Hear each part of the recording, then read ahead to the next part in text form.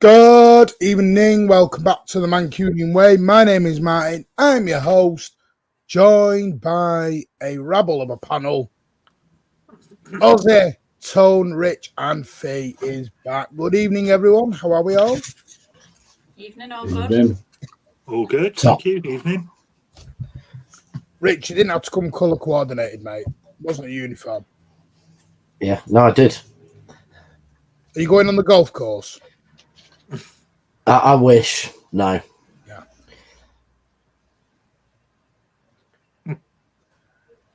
Is he frozen again? Oh, not again. right, he takes control now. Oh, What is going on here? Who is playing Gremlins? Good evening, Mark, Mingy Wong, and everyone. I will Get better internet, Martin.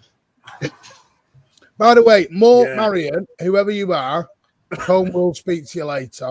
I have no idea who they are. They are not me. As you can see, I cannot type and go at the same time. Well, you know it ain't me. My internet's it's not his son back. to do it, Tone. It's him. Yeah. Good evening, Adam. Gonna say some major hellos. Good evening, Lee Gates. Dash, good evening. How are you? Kathy's in the building.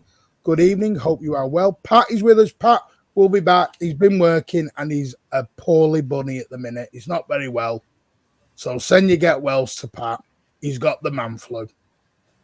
Get well, mate. Gorse, Pat, there you go. Everyone's loving it. We're giving Pat a lot of love. Jack Rodwell gave me trauma. Chroma Base, good evening. How are you? Alpha, good evening. BB, how are you, mate? Good evening. Blue Heart is in the building. How are you, mate? Toxin City Blue, he's with us. Toxin Blue City, should I say? Peter Gresti is here. Good evening to you. FIFA, how are you, mate? Hope you are well. Vito is here, live from Italy. Thank you, mate. Hope you are well. Let me see if there's anyone else. Ray Fernley is with us. Andrew Ellis is with us. Big up. Matt Mann is with us. Cade is with us. Martin's looking sporty. I've just gone for the old, just come off the training pitch. I've had a meeting with Pep. What's that? Club shot what? Club shot what? Club shot wanker. That's the one. There you go. Exactly. No, what it is stuff. I've even got a booster going on. I've got boosters all around my house now and it's still not working. So, yeah. Plus a booster. Sanjay, Jack Grealish. I knew someone was going to mention Jack Grealish tonight. Hello, John. How are you? Thank you, Guardiola. Hope you are well as well. Right. Pretty boring week for City, isn't it? How interesting happened. Can I just say, I've had the best 24 hours of my life off social media. Really enjoyed it. It's been like bliss.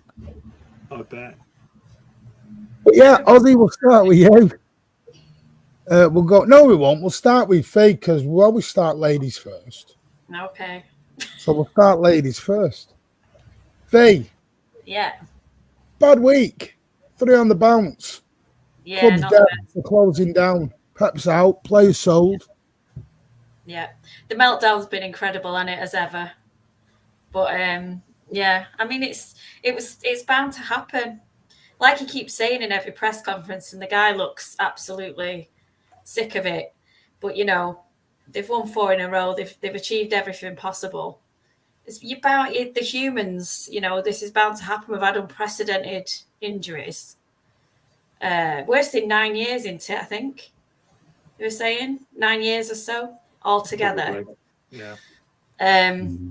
So, you know, we're not going to be smashing everything. And I think it'll get a bit worse, dare I say, before it gets better. But I think it'll get better. I'm positive. I'm joining the happy clappers. Careful now. Shout at you when you're an happy clapper. Shout at you. Ozzy, go on, mate. Yeah, it's not been the best of weeks, has it? It feels like it's been months this has been going on, like the meltdown of all meltdowns. And it happens pretty much the same time every year. Like, we come up to Christmas and all of a sudden, like, we're rubbish. Like, get rid of this player, get rid of that player, get rid of the manager. You know, we need a whole new squad. Let's spend 600 million in January and let's solve it all. And just, it's madness. It absolutely is. But I suppose this is part of football. This is part of, you know, fan bases that get to a certain level, as we said, you know, start winning pretty much everything, and this is what you expect. You know, that the best team in the world all the time. They can't lose a game. They can't win a game that's not just by a goal or two. It has to be 5-0, 6-0, and it's just it's crazy. But this is the level that I suppose Pep and the players have set, and some fans, like I said, are gonna just feel this is what it should be. When I think most of us have got a bit of a sensible head on our shoulders, can go.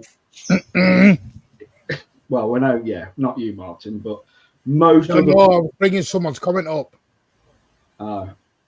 Yeah, that's not a person with sensible head on his shoulders. We all know it. No offense, Alan, but it's true.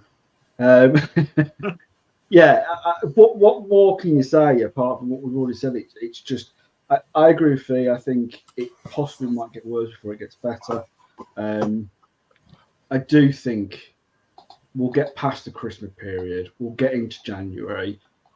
Things will either happen in January. We'll sign someone or some other players, and it'll all be like forgotten by, you know, May, because we'll all be going, oh, we've won the league, or we've won the Champions League, and it'll just, yeah, it'll be all forgotten until next time next year. We'll all be having another meltdown. So, yeah. Rich? Yeah, I mean, I agree with what everyone says. I mean, meltdowns, that the whole point of highs is you have to have some lows, and you know, nothing, no matter how brilliant you are at any sport, any team, especially team sport, nothing goes along perfectly all the time. There's always problems, and there's always highs and lows. I think the only thing, you know, there are a few things more than just the 3 games that are a bit strange at the moment. I think, you know, the Kevin De Bruyne thing's strange. You know, he's training for weeks and he's mentally not able to play, and that's one of our best 2 players. Obviously, the Rodri injury is the best player in the world, you know, officially, trademark or whatever United would do if it was one of their players. Best player in the world is out for till early next season, so that's way beyond anything we've had to deal with in recent years. You know, and it'll come up in the comments, I'm sure, but, you know, players who can go in the England squad who haven't trained or been in our squad for a month, that's strange. And then Bernardo's comment, you know, Bernardo made a comment about things being very dark. Now, that to me says that that's more than just 3 defeats. That to me says that something's going on with one of his close mates in the club or something, because that's a weird comment. So I think there are some inevitable, just by, you know, staying excellent, you have to make changes. You have to, you know, things happen. People don't stay at the same form all their lives. People have mental health problems. People have physical health problems. I mean, so there's obviously a few things going on more than just the 3 defeats. So I think it's probably going to be harder to bounce back this season than it was last, because I think there's these underlying things. And last season, when we lost 3, Rodri came back, or, you know, De Bruyne came back in form. So we've just got to, you know, tactically fix up the really obvious problems we've got, so that we don't make ourselves really easy to score against, and the quality will show through. Games like even Sporting the other night, we could have been 3-0 up on another day at half time, and if that had happened, we wouldn't have mentally collapsed when we conceded a goal, and we'd have probably gone on to win the same game 4-1. And we've got to get back in that mental space, and I think some tactical changes are the answer to that, because we're not going to be signing a player at the beginning of November. You know, even if we wanted to, we might not sign in January, but there's nothing we can do about that now. So Pep has got to, you know, do what the best coach in the world does and make a change. And Chris Wood, brilliant. We've got some great people on the comments tonight. yeah, Chris Wood in January, and we'll get the treble. Do you know that's actually starting to pick up heat? People are actually wanting that now. I don't know what's happening. It's took months for Rich and Pat's prediction. Years. All right, years for Rich. Right, go on, Tone. I'm going to come to you because Alan's got a great question, and I'm putting you on the spot here, mate, because you are the resident ITK. No, bollocks. Why is Grealish picked in the England squad? Been injured for a month, says Alan. Yeah, there's something going on with Jack. I am smirking, I know. I'm trying not to. Look, there's stuff going on with him off the field, in and around the club. I'm trying to be very careful because I tweeted out earlier and got told to take it down. Be careful. And then I had to reword it very carefully. So, yeah, there's stuff going on with Jack, and it's things around City. So, look, I'm now moving around in my chair uncomfortably. Hopefully, he can be in the squad for the weekend. Hopefully, he gets to come on and play well. And hopefully, he then goes to England and comes back fit after playing well for England, and we move on from it. I'm sure he'll be fine. We need as many players as we can back. You know, there's Pep hinted at maybe, perhaps, and I'm speculating before anyone has a dig, that, you know, there's a couple of players not shirking, that's the wrong word, but perhaps not trying their best to be on the matchday squad, or could be there and not. That seems to have had, well, I would say an effect, but we've bloody lost every game since. But they're certainly turning up anyway. They're there in numbers. So I think it's just been a bad week. A bad week causes speculation. When players are missing and people aren't sure, it causes even more speculation. But I think we'll be fine. I think we need to just see this through, this little patch that we're in. I think people underestimate the fitness levels of those that are playing. A couple of them, I think, Martin, you said, are on injections and not fully fit and all the rest of it. So we just need to get people back playing and fit. And when we do, the squad is brilliant. And I know people say, oh, we need another 4 or 5 in January and all the rest of it. We don't. We need the team fit. We need the squad fit. I'm all for getting one in, but we need to get these guys back fit and playing well. And the problem is John Stones is now bloody injured. You know, Diaz is out. How long is John Stones back when he comes back? Who bloody knows? De Bruyne, same question. So there's a lot of question marks, and just to say a hell of a lot of uncertainty around the club with the players. The 115, the APT is probably less of a thing, and of course Pep. So there's just a lot of shit going on at the moment. Yeah. People asking about Jack. I'm not going to... there were things that I've heard and Tones and other people have heard. They're just rumours, and we're not going to go into it because it's not fair. But it is what it is. I'm not going to go into it. But we'll just see what happens. I wish him all the best, and I hope he sorts it out. He's just had a baby. People forget that. And that's not making excuses for him. It's clearly... Does he need to do more when he plays? Of course he does. There's a lot of players who need to up the game right now. Yeah. Massively up the game. Question for you all, though. I mean, and yeah, all of you. Do you honestly think, even if all our players were fit, with Rodri out and us playing 2 fullbacks who both go to number 10, do you honestly think we wouldn't be having some of these? No, this is where I'm coming to, Rich, in a bit with this back to the basics thing.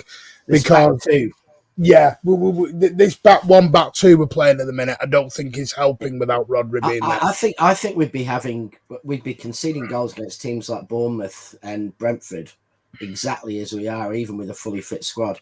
No idea. Rodri might change it, but I think we're setting up in a way that, you know, makes it impossible even if everyone was fit. So I think there's some tactical things in it as well as just... See, look, Alan put, if he plays and gets injured, I will be so angry. But Alan, you're presuming he's away just for injuries. Is that Grealish? Yeah. This is the thing. People forget they are humans. They have human stuff going on. Now, people have to realise that. It's like, because what we're doing at the minute, we're putting 2 and 2 and trying to get 7. We're looking at Pep's comments and trying to delve into what's being said. We're looking at KDB having a chat with the buddy coach after the game, and suddenly he's unhappy and wants out, and everyone's looking, everyone's trying to look at the darkest part they can. It's worst case scenario everywhere at the minute. Grealish's Instagram. Sorry. I was going to say the other thing though. I mean, obviously, I've not kept up to date with all the Grealish stuff, but as far as I'm aware, and I think everyone can tell me if I'm wrong here, but with all international squads, like it doesn't matter if the club turns around and says a player's injured. If the international squad say we want to have one of our doctors look at that player, then they have to go on international duty until they're told they're not medically fit, and then obviously they can go back to the club or whatever. So even though he's picked, it doesn't mean he's fit. Exactly. You are right. That is a FIFA rule. Christ, sorry, that message. That is a FIFA rule that everyone has suddenly handsomely forgot. Just because he's been picked doesn't mean he's playing. Yeah. Yeah, so but it doesn't. But it does look strange on the outside. Let's say he doesn't get in the squad for Brighton at all. Pep says no. That's just going to build speculation even more, because then people say, well, hang on a minute. I'm going to come to this, Tone, because at Grealish FaceTime with Villa fans, I've had someone DM me this today, and they've gone mad about it. He's an Aston Villa fan. His best mate is a Villa fan. He grew up a Villa fan. Yeah, and I don't see he's not done anything. He still has his house. He's from Aston. He still has his house. Yeah, he's from Aston. What is this that he can't talk to his mates? It's like saying that KDB can't talk to anyone from Chelsea or Wolfsburg. Yeah, well, it's like saying just because some dickheads bloody filmed it. Pep goes back to Barcelona every time he has a break. Yeah. Pep Guardiola's got an apartment in Munich. Does that mean he's going in to be the next Munich manager? This is what I mean. We're trying to look at everything in such a evil, psychotic way at the moment. Like he's doing something really dirty. Do you think that part of the problem, though, is that there's no? I do think for the first time in ages, the club are not really even putting anything to bed. They're not really like being transparent at all. I don't think. I think there's a lot of confusion over it. I think that people are very sort of suspicious because there's a hell of a lot of players that all of a sudden are just injured. There's I think you're right. Yeah. I think you're right. I think it's just because it's not only that. I think there's just so much uncertainty. I think in the background you've got 115, like Tone said. You've also got Pep, with months left on his contract, and there's no indication really that he's going to extend, or if he does extend, if it's going to be how long for. My worry is that it extends for a year and then we're just batting this down the road. Do you know what I mean? Because that's my concern, is that will it mean that we don't sign really players next summer that are going to be for the future? Are we just going to kind of bring in like the likes of Kovacic that are short term and Gundogan, for short term success, and not really thinking about the future and planning for that a life without Pep? That's what also concerns me, because as much as I want Pep to stay, I really do, I don't think it could be a detriment to the club. The club is bigger than any player, any manager, and the club have got to have the foresight to plan ahead. Yeah, that's true. And I think that the uncertainty over Pep's the same. Yeah. With all that uncertainty, I just think it's getting to the fan base, and it's in everyone's back of their head, just thinking, God, what is going on? Not only are we bad on the pitch, but we're also bad behind the scenes. That's just how it feels. Yeah, the uncertainty is a huge factor, and I think. Look, if Pep, I don't like the idea of Pep doing a +1. I don't like it, because in a few months' time, and other Blues and everyone's having the same conversation. To me, +1, look, it's Pep. He's the best ever and all that sort of thing, but we need commitment. Right, this is where I'm pulling up now. Where I'm going to pull up. Rich, here we go, Martin. Sat there with your arms folded, right? Yeah. Tell me when Pep signed a 3 or 4 year deal at any point during his tenure. What about 2? But that, and Martin. Hang on, no, Rich, answer the question. Yeah. what you're asking Pep to do now is something he has never done while he's been at City. No, Martin, what I said 2 weeks ago, and stand by it, is even if he's planning to go in a year, he needs to sign for 2, and we give him a get out clause halfway through. He always has had that, Rich. He's always had it. Yeah. So why doesn't he do that again? If he signs a 1-year deal, not his usual 2, it is telling the world he's going in a year, and we will have 18 months of stuff because his authority's gone within the club and the players that second. Even if he's still the best manager in the world and he's still got more authority than 90% of people. Dogs don't even agree with you. And no, they do. There's furious agreement, that is. You obviously don't speak dog very well.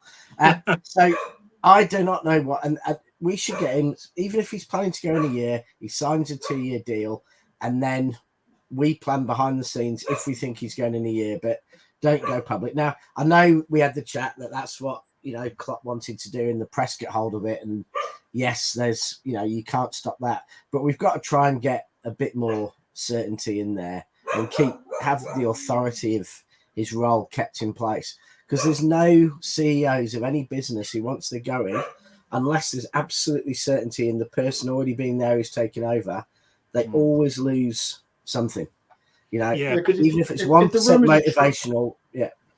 If the rumours are true that KDB is fit and he's fell out with, I think there was rumours that he's fell out with one of the coaching staff. I'm sorry, but Pep would normally have control of this and go, "You're playing. I don't care if you've fallen out with one of the training staff. You're fit. You get on that pitch and you play." Yeah, so I don't think, honestly, look how many I don't believe not that. playing. I don't believe that one, Ozzy. Falling out. I know, but there's a lot. We've just been talking about Grealish.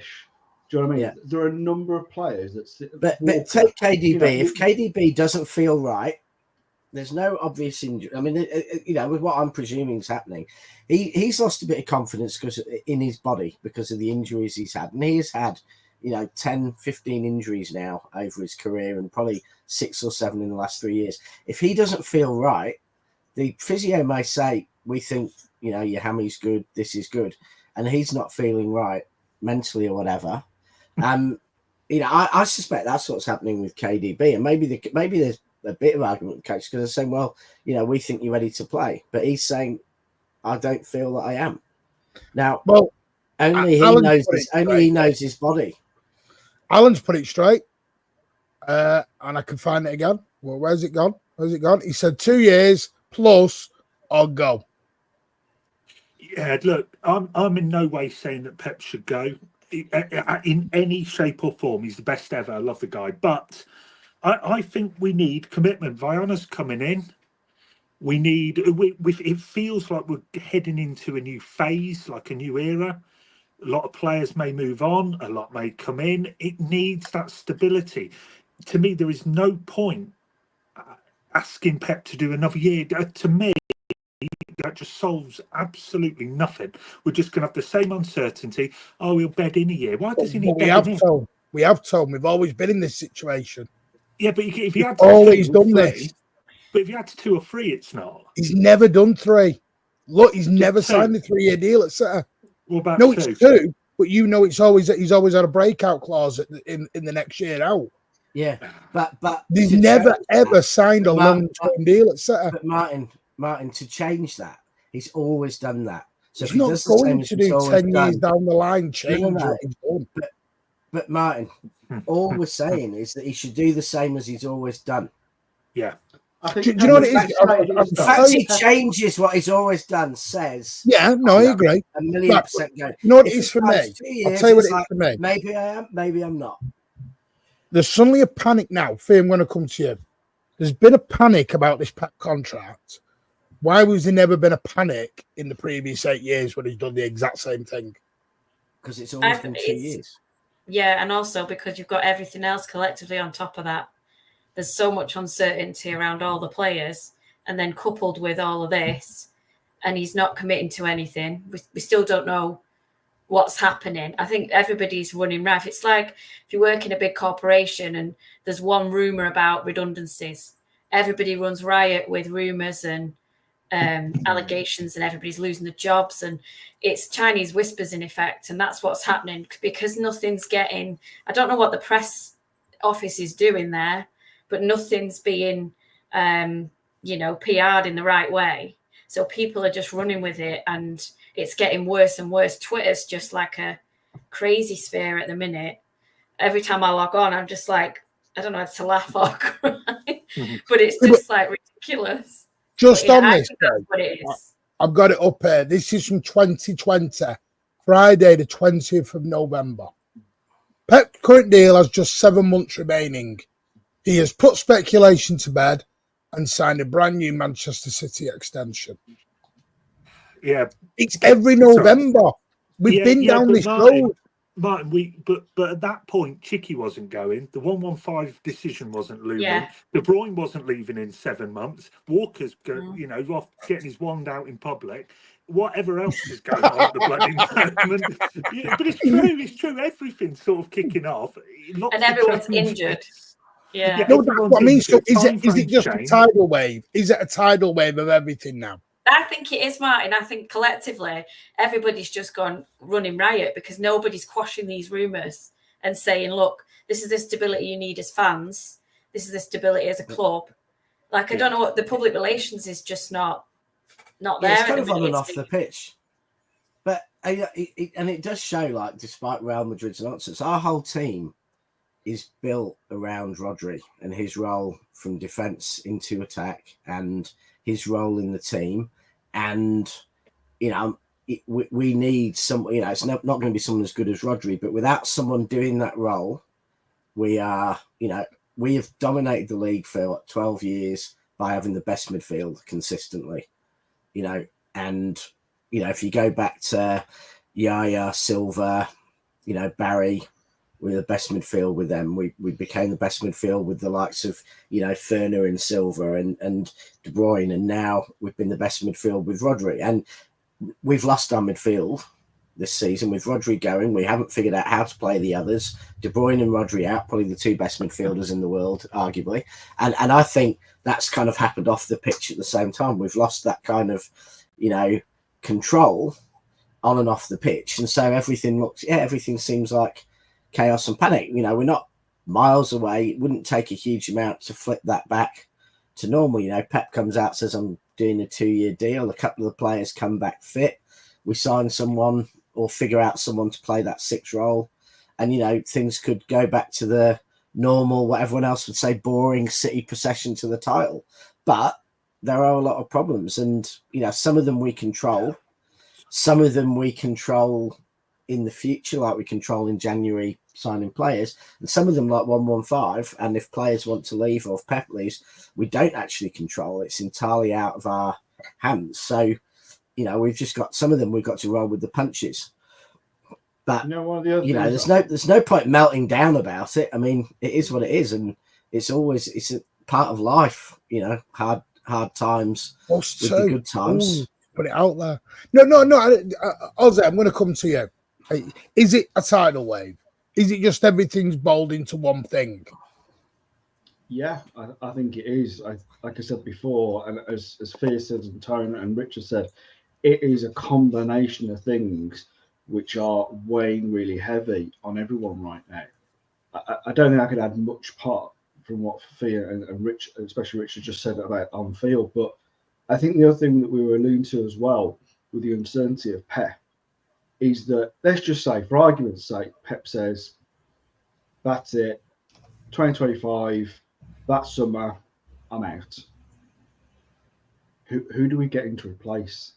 Because Almiron has just gone to United. He was tipped to possibly... No one wanted him. Yeah, this is my point, though, Martin. He's, regardless, okay, that nobody wanted him, he was still tipped as one of the favourites. We've got Xavi Alonso, who has been flirted, but there's a lot more rumours that he's going to go to Real Madrid. If Pep goes, who do we bring in? Who is the next manager to come in, realistically, and take City over? Because right now, I don't really see a sensible candidate. Ten Hag's available. Can I ask you a question? Can I ask you a question? Just a wild one. So's Nobby Horton. Before I come into the members and the super chat, thank you so much. Because we're going to move on to the next part of what happened to Alonso. Tuesday night. Oh God, don't you start. Apparently he's a fraud now. Sorry, did he get slapped 4-0? I don't see anyone calling for Alonso's head. Well, there's, it's not just this. Exactly the same as happening to City is happening to Arsenal and Madrid. Exactly. Madrid could fire Ancelotti this week.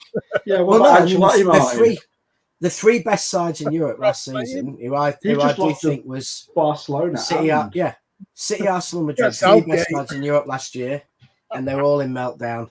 Madrid are in meltdown because they signed players and upset their rhythm. We're in meltdown because we didn't sign players. Arsenal are in meltdown because they didn't sign players, and all three clubs are in.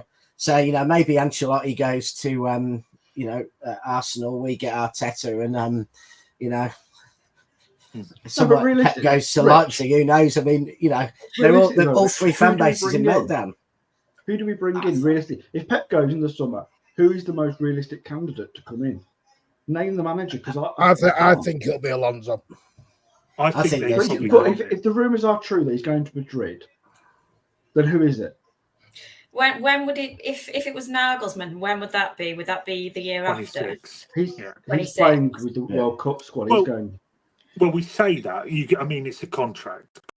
Contracts essentially mean piss all anyway, especially management. So he could go in the summer. City go in for him. Pep goes and they say to Nagelsmann, look, next City manager, but you're going to have to leave Germany a year early. I think I don't know the guy. I presume he'd probably do it. Yeah. Tom, do you think that... There's also... Sorry, do you think that that's setting up for Gundo? No, because he's been sold. He's been sold in January fee. We've sold him. Everyone wants rid of him. He's too slow. He's too old. I was I hope you're joining the Gundo train with me. You know what made me laugh? To be our manager. That guy will come good. That guy will come good for us. I know it. Do you know what made me laugh is though? Everyone wanted him as a coach. Sorry, Tony. Everyone wanted him as a coach, and now they've ditched him and sold him. Yeah. Well, he should be in charge of City B now, and then he could be we could bring him from City B up to manage the club in a year's time. He's nearly as old as Pep was when he was Barcelona's manager. He's not far off that age now. I think if Chicky was still there, I think Gundo would genuinely be a serious contender. You look at Pep, and you've just hinted at it there, Rich. You look at Pep and the way he come through. Okay, it's not the same with Gundo, but they took a massive risk on Pep at the time. Huge risk. And they lost their first game. Do you remember Barcelona lost the first game, played terrible, and everyone was like, oh, dearie me, this isn't going to work. Turned down Mourinho for the job. It was the hottest thing in world management. Took a huge risk on Pep, and well, the rest is history. They could. I've said on LB's channel with you, Martin, I think they could look at someone who's perhaps tearing shit up the way they like and the football they want to do, the style, but maybe at a lower level. Not at the top where Alonso and all that, perhaps lower down. Don't say that. Don't say that. You'll have everyone out. Right, I'm just going to do this. Rich, I'm sorry to be so rude. I've got to do these because people have paid money to listen to you ramble. Peter Grester has renewed for an 18th month. Thank you so much, mate. You are a superstar. And Bella has gifted a membership. So whoever has got that, please thank Belly in the chat. That is the way we do it. Always be kind. And Pep, for once, is happy. More than you believe. More than you believe, I'm happy.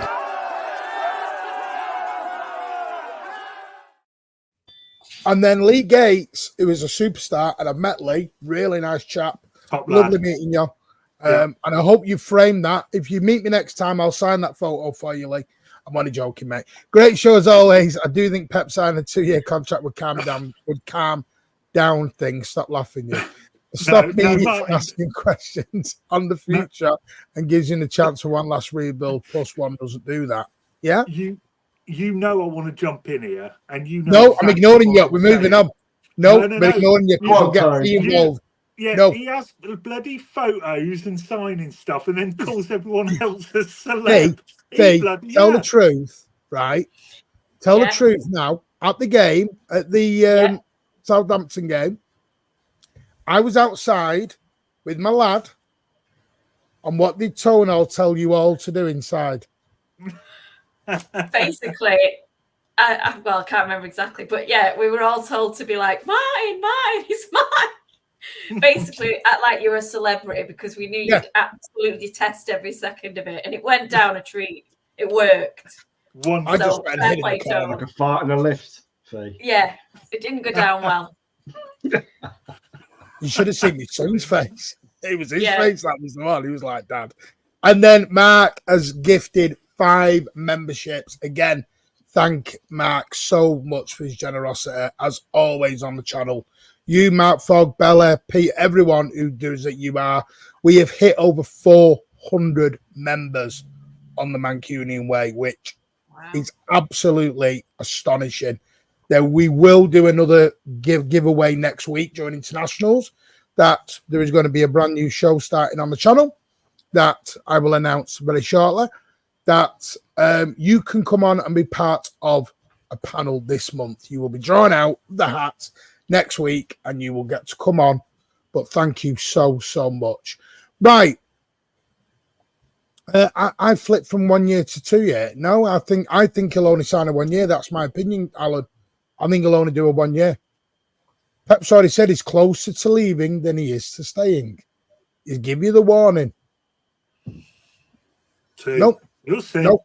You'll you see. want to. You watch. That'll be 2. I think you'll get a 1+1, an absolute push. That's 2 then, Martin, yeah? No, yeah, that's 2. That's No, don't do that to me. Say, oh, it was 1. No, I was right. 1 year to get out. One. No, because Pellegrini signed a 2 year extension, but he had a break clause in it. It's how Pep got the job. He broke his clause up. Bloody hell! You know that he said it in the press off. I tell you what, as well, Ozzy, right? If he signs a 3 year, he'll go, well, I sort of said that. I did a 2. Yeah, he will. Alan, look, He Alan, so the will. greatest ever City manager.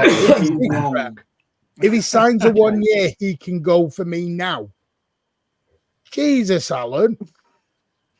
Does anybody else on here think, though, that if it's a +1, it's controversial, all right, but if it is a +1 and he's going, would you rather he went next summer or keep him for the +1? I'd keep Pep till as long as I can keep him. I would as well. Yeah, it depends He's on done you. everything he can for me. Yeah. He walked from water.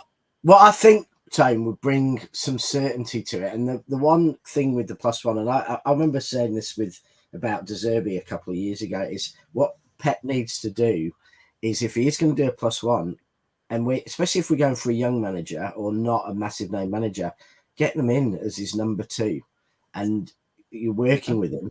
Because if you do that, like that's what Liverpool did when we were. Well, you were probably all too young, but when I was a kid, Liverpool managed to go from Shankly, and they didn't have a Ferguson, and they brought in Paisley, who did better. They brought in, Joe Fagan. They brought in Dalglish, and they managed to succession plan through 4-5 managers and keep the team doing brilliantly, which is rare in football. Normally they fail, but that was because they were all there, and therefore there was never any loss of authority or continuity. So if we're going to go for someone who's not the biggest name, get him in with Pep, and then they can work for 12 months and take over. And that's what businesses would do in that circumstance normally. They would normally have that number 2 coming through. Obviously, you're not going to do that if you're getting in probably a massive name like a Nagelsmann or a Alonso. They might not want to do it. I mean, they might. Someone like Alonso might work with Pep for a year because of previous relationships and things. But try that. Never Pep and Gundo. Never happened. Will you stop with your Gundo fascination? Pep and Gundo. I'll be happy. Stop with your foot Gundo. Yeah. You don't want company, and you put Gundo in. Yeah, I don't. Yeah, there's something about. Yeah, I need to see him. There is also, like, if we're honest, come on, there's more good coaches around. There's more good coaches around the medium clubs than there's ever been. There's a lot of really good coaches in the Premier League. Thomas Frank, brilliant coach. Areola at Bournemouth, brilliant coach. Whether they can handle a massive club and big egos and have the personality, we don't know. But in coaching terms, there's a lot of fantastic coaches out there who might accept a number 2 role. He's amazing. I Yeah. really rate him. I think he's a great coach. I said Emra. Oh, Emery. Emery. You can't knock him. He's one Probably of the said top. his name wrong. Sorry, but I tried. Unai Emery, for me, is a top Unai manager. Emery, yeah. 100%. He's up there. But he's up there with the only Ancelotti and Pep probably sit above Emery in world management. Rich, I know you don't have long, so I'm just going to go to the next part. If you don't mind, I do apologise. I'm sure we'll come back to the manager talk in about 3 weeks. I'm pretty confident. I think we'll be having this discussion again in 2 or 3 weeks' time because it's November, and we all know what Pep does in November. Just what I think. Right. How do we steady the ship? Now, for me, I said something, and I'm just going to put my thoughts out, and then you can all come back. I think for now, steadying the ship, I'd go. I did a space in the night, and somewhat very good mate of mine made a very good point, and I agree 100%. I would go back. No, I would go back to basics. I would stop all the inverted stuff for now. My back four would become very solid. My 6 would just be my 6. And I would go 2 direct wingers, Haaland, and my team is quite simple. I would have Edison. I would bring Walker in, but he would be told, you defend and only defend. That is it. You defend and only defend. I would have Diaz or Stones if they're fit. If not, I would have Gavardiol, and I would put Ake into left back and Gavardiol into centre back on the left side. I would have Gundo as my 6 because I think he's not actually played there fully yet. And he is getting older. He hasn't got the legs. I want the game in front of him where he can dictate a bit more. I would have Bernardo Silva, Foden or KDB, Savio on the right, Doku on the left, Haaland in the middle.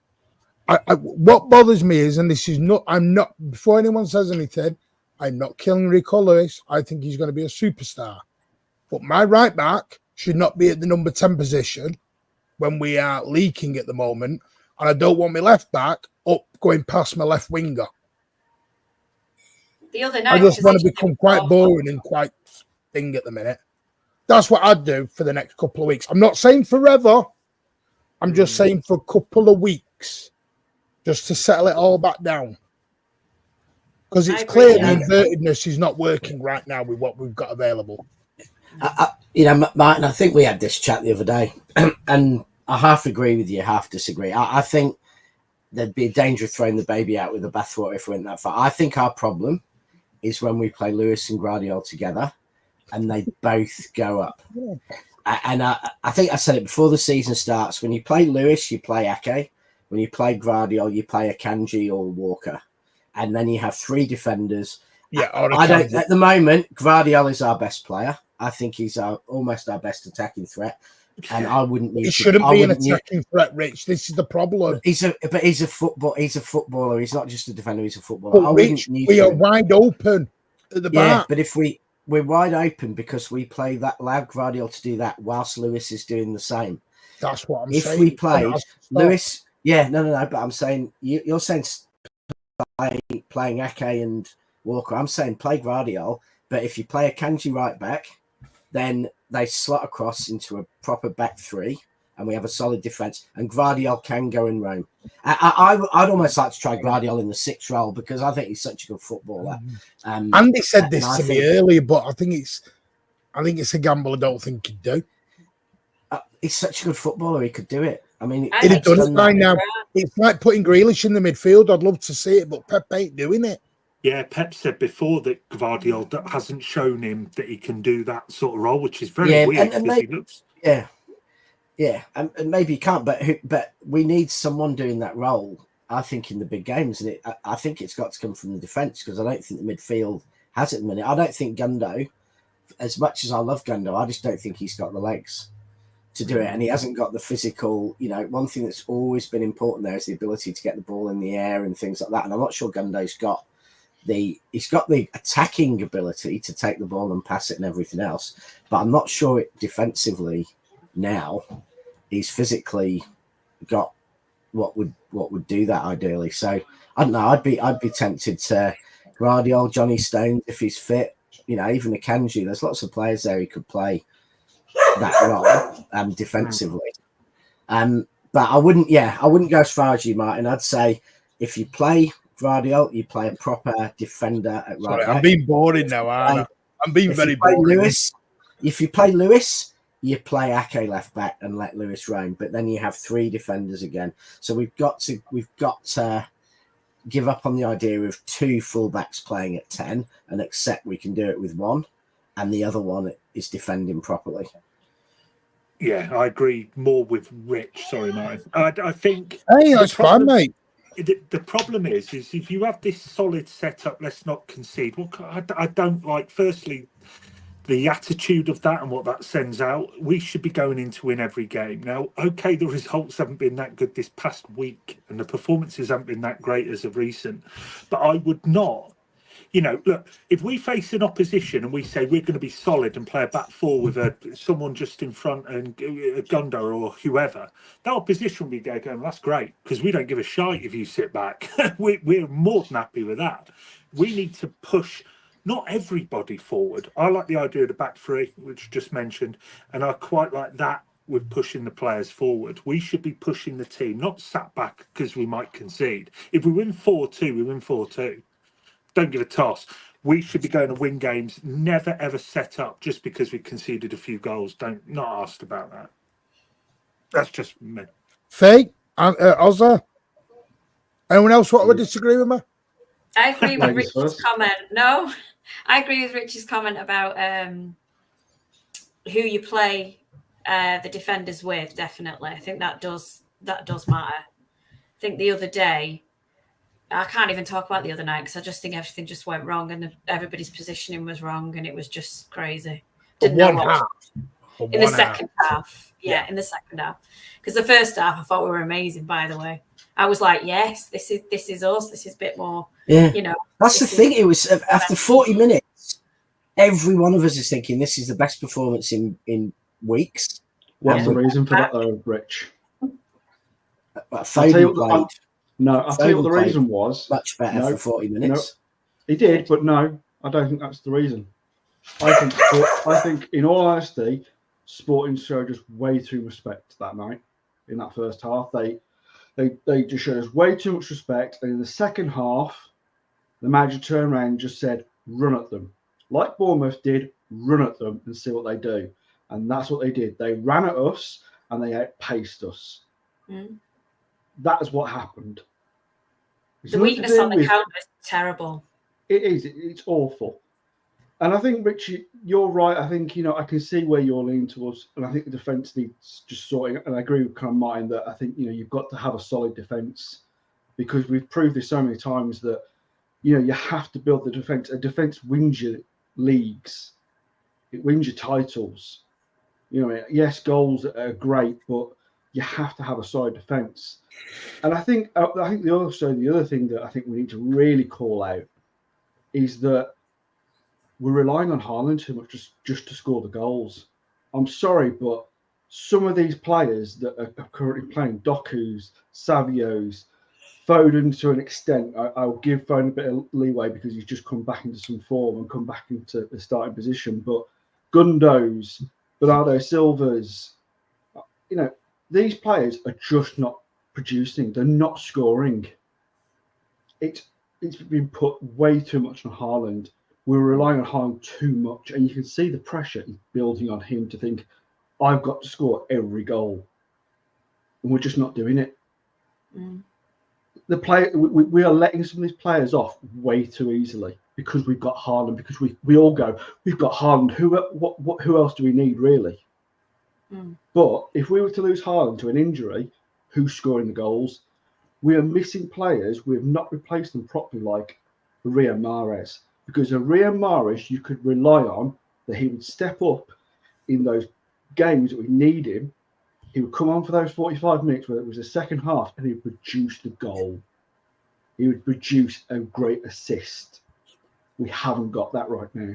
The creativity. We've got players. Yeah. We've got players that can do it, but they're not doing it.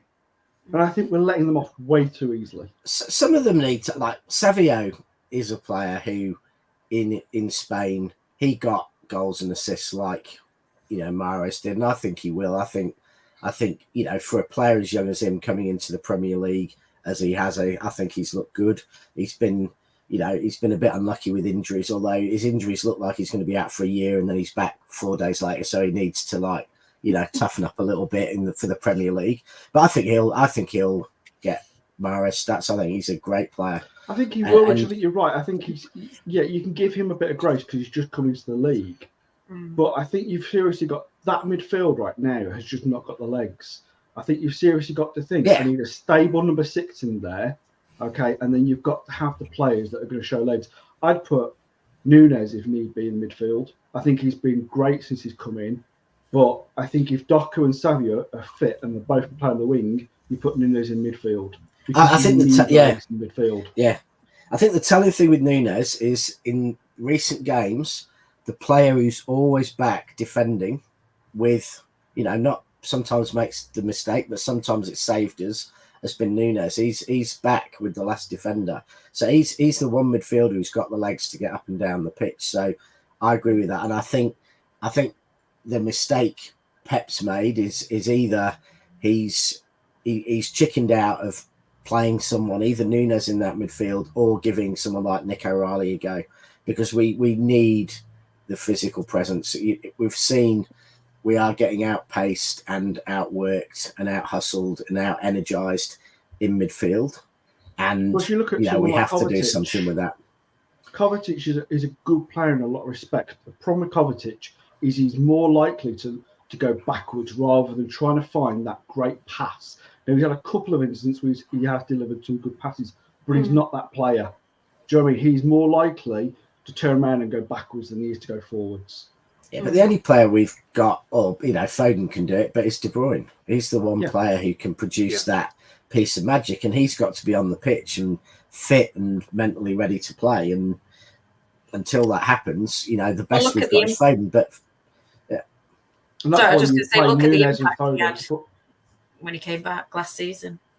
Yeah, definitely. But then you play possibly Gundo in the 6, and you have Kevin De Bruyne and Foden, you know, as your 2 10s. You know, if that's what we have to do to get through, because we just need the legs in that midfield right now, because we're just so exposed on the counter.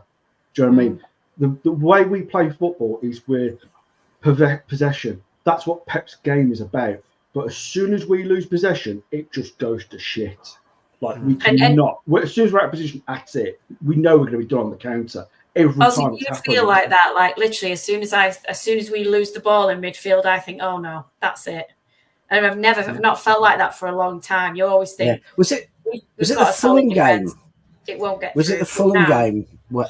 Yeah, I think it was Fulham where our corners created more chances, or maybe it was Brentford. Our corners created more chances for the opposition than they did for us, because I think our corners 3 shots on goal against us from our corners, and we only had 1 shot on goal from our corners ourselves, and that is the problem at the minute. And you know, I think Rodri, in terms of how he organises the pressing and everything, has stopped that.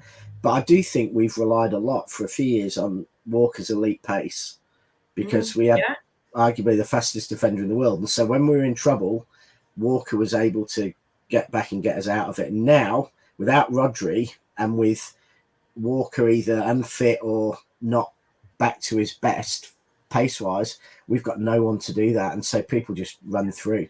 And I think we might need to sign in the next year, or you know, probably next summer, a defender with real pace, because I do think that's needed. The way we play, one defender who is up there on pace with anyone on the planet, because that is what gets you out of stuff when you're caught on the break. Especially if we play so high up the pitch, Rich, you do need that quick defender who's going to save you like you had with Walker. You're right. If that's where we're going to continue to play, then we're gonna, and it's not a January signing, I doubt, because there's not a lot of them. And the trouble is they can't just be lightning quick. They've got to be lightning quick and good footballers. I think we've got to be. So I want to bring Tone in here. One thing, I know what people are saying about the goals, but it is only 11 games in or something daft like that. Now, I just want to give some stats on the Premier League goals, because they are very similar to last season. At this point last season, we were again very reliant on Haaland. I've just been looking at the numbers now. Now, this season so far, I would agree. You've got Gabriel on 3, Stones is on 2, De Bruyne's on 1, Kovacic is on 3 goals, Haaland on 11, Doku on 1. That's just in the Premier League. Yeah. I'm looking mainly at the Premier League because we change in cups and things like that. Last season, we had 3 goals off Gabriel. Oh, no, sorry, that's 20. Where am I at? That's 24, 25. Where is it? Here it is. That's now. 24, 25. So that's now, yeah. I've just had it up. So Premier League 23, 24. The big loss is Rodri, actually, and Alvarez. They're the 2. Gabriel only got 4 goals. Akanji got 2. Aki got 2. Lewis got 2. Stones got 1, yeah? Rodri had 8 in the Premier League. Bernardo had 6. De Bruyne had 4. Kovacic had 1. Then you're at Haaland at 27. Foden at 19. Alvarez at 11. Doku, Grealish and Bob were all at 3s and 1s. It's the Alvarez and the Foden stuff. Foden, because he started slowly, isn't doing what he did last season. But I understand what people are saying about the Haaland thing. But we had this problem last season at this time. But we have players that could step in like Alvarez. Foden, who was on form, he's not on form now. I know, but that's what I'm saying, Martin. The goals have to come. And we've got, I just said, we have got some of the players to have more goals, but they've got to step up. Yeah. Do you know what I mean? I think I agree with that. Yeah. I think we've got players who can score. Oh, yeah. But Foden and Savio could easily both get because Stones and Gabriel and Kovacic are actually where they were last season. Exactly where they were for their goals. It's the Foden that has to step. Yeah, but those players have never. I mean, Kovacic has never scored more than I don't know what his top stat is for Chelsea or for Real Madrid, but he never was a top goal scorer. And we're relying on Guardiola to score the goals at a left back. I'm sorry, but we should not be relying on a left back to score our goals. Hey, we relied on Gundo to get all our goals in 2 seasons, and he was a player who'd never scored more. He'd never scored more than 3 goals in 8 seasons at that point. Yeah, but midfield to a left back. Come on, Rich. Go on, Tom. Let's be honest. No, I was just going to say Savinho and who's the left there, Doku. They do need to chip in with more. I mean, they're still young. That's perhaps part of the problem. They're still quite raw, or certainly Doku is. He's very raw. But you've got players like, I'm afraid to say, Grealish, who just... Look, I like Jack and that, but he's not done anywhere near enough. This is a huge season for him. He has to start. It's not all about stats, but he's got to step it up. We perhaps expected a bit more from Gundo. I'm not sure he's been as bad as what people say. Oscar Bob, best pre-season player, injured. Kevin De Bruyne, always injured. Phil Foden, he's had problems off the field. He's taken a bit of time. He's just starting to find his feet now. I do still think people underestimate the injury and the fitness things. I'm not saying it's all of it. There's other stuff going on off the field. There's an article come out this evening about some of the senior players, which I've spoke with you, Martin, about that's going on. The group just isn't right at the moment. So I think there's other stuff going on. But I do agree that they do have to step it up. But we know Doku's raw. We know, how old is he, 22? Perhaps we know he's not a finished product. He did more against Bournemouth than the rest of the team put together in 10 minutes. He was the only City player who really threatened Bournemouth. And in that 10 minutes, I think if that game had gone 100 minutes, I think we'd have gone on and won, because I think Doku, obviously playing against a tired defence, that's fair, but he caused them more problems than the rest of our team did in the entire game. And yes, he's got to improve his end product, but there's not a defender on the planet who wants to, be stood still in front of Doku, in front of them, because he if he can just get that end product, he's an incredible player. But it's about getting that end product, though, isn't it, Rich? That's the thing. He's got to step that up. Like, and the players have got to get. He's got to just work on his finishing. That's what he needs to do. Stay longer in training. Get his finishing into a better position where he's scoring more of those goals. And the players have got to get more aggressive getting to the near post as well. Because one thing I think with Doku is, and people criticise him for it, but I think it's more than just him.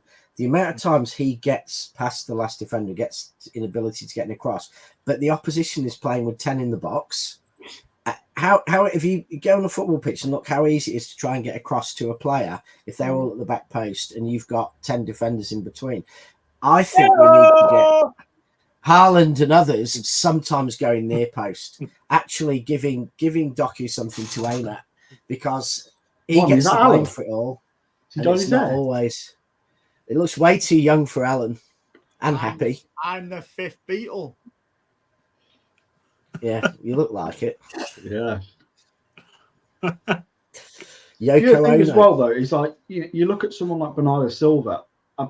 Bernardo, particularly in Sporting that second half, he lost the ball so many times. Like I have this season, I've had such kind of issues with, because one moment I think, is he a problem or is he just brilliant when he's brilliant? Like he just suddenly creates, or he suddenly brings a goal. But there are times where I get so frustrated with him. Do you know what I mean? And I don't think he gets enough criticism that I think sometimes he deserves. Who's that Aussie? Sorry, mate. Who's that? Bernardo.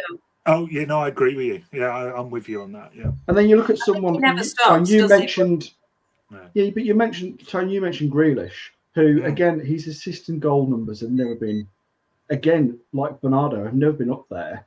Do you know what I mean? But he does more for the team than people give him credit for. Yeah. Like, again, I said about Bernardo Silva, he does a lot more for the team than we give him credit for, but he doesn't get the same criticism. Grealish doesn't lose the ball a lot, and one of our biggest problem at the minute is our forward players losing the ball on the edge of the area and teams breaking. One thing Grealish does is he doesn't lose the ball that often. And to be fair, Doku doesn't lose the ball that often either. I'm not sure Xavier does. It has been Bernardo, Gundo, and to extent Foden, the players in the midfield who are losing the ball not far off the opposition area, and then they just go through as like a knife like butter because the two fullbacks are somewhere on the penalty spot. You know. Good evening, Andy. What are you talking about? What do I need to put you right on? It's Andy.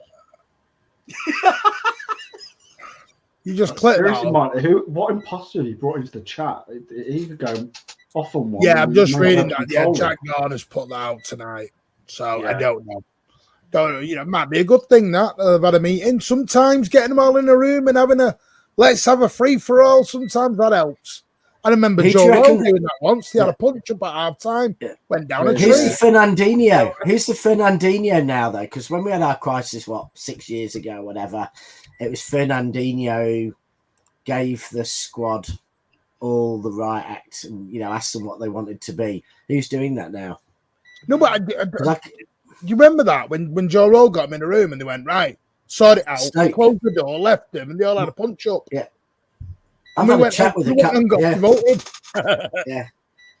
That was the days. I had a chat with Dickov about that. It was one. We were 1-0 down against Stoke, weren't we? Around Don't Christmas. mention Dickov in front of Ander. He'll get upset. Go on, Ander. Where are you? Are you in a meltdown like everyone else? Or are you?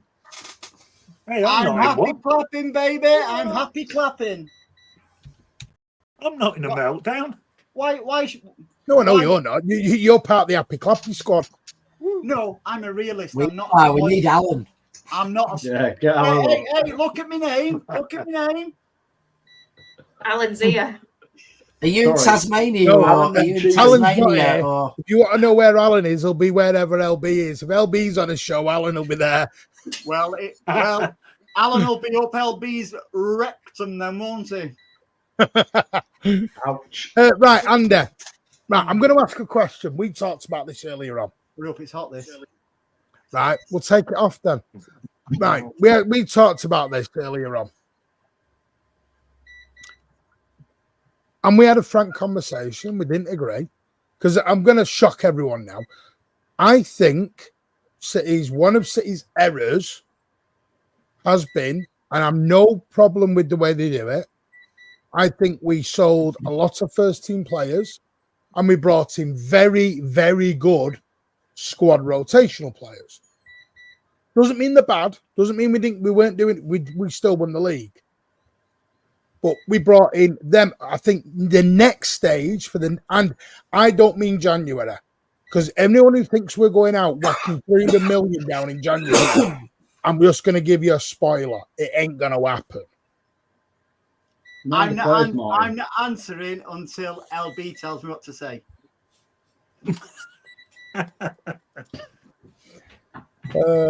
Don't, because Which players you talking about that we brought in, Martin, that were the mistakes? No, I don't think the mistakes. What I think we need to do is now, the next phase is, I think we need to bring 2 or 3 first teamers in that are ready for that first team. Let's straight away for the first team, if that makes sense. How can we replace Rodri? You can't. Ballon d'Or, best player in the world. So anything you're going to get from Rodri is a downward step. People just need to calm the skin, just trust the process, wait while the players come back, forget all the rumours, forget all the negativity, just calm your skin and trust Pep, and all will be well. That doesn't sound like Alan. I do think we need to move on from the Rodri stuff, though. It's mentioned every 5 bloody minutes on Twitter. Oh, Rodri, move on. He's not going to be here for 9-10 months. It's done. You know, there's plenty of other internationals there. Kovacic, you know, people say, oh, he's all right. Have you seen what he's won? The teams he's played for consistently. He's a top player. He's struggled with a knock, hasn't he, recently? But he's got to play. Sorry? He's not a number 6, though, Tone. Perhaps you not on his own. Put a round peg in a square hole. Like, he is how not. Can you play Gundo as a 6 when everyone's saying his legs have gone? You need legs to get up and down the pitch. Who plays 6 then? Who would you play as 6? Guardiola every day of the week. Yeah, I'm with. Yeah, that's what I said earlier. I'd give it a go. You know, you've got to have legs in there, Tony, and you've got to have someone who's going to be able to pass those balls forward, because all Kovacic does is put it back. Yeah. Gundo, they've got to be able to. Isn't doing it right now. Yeah, right now. If anyone's wondering what the beeping is, it's Richie's dog.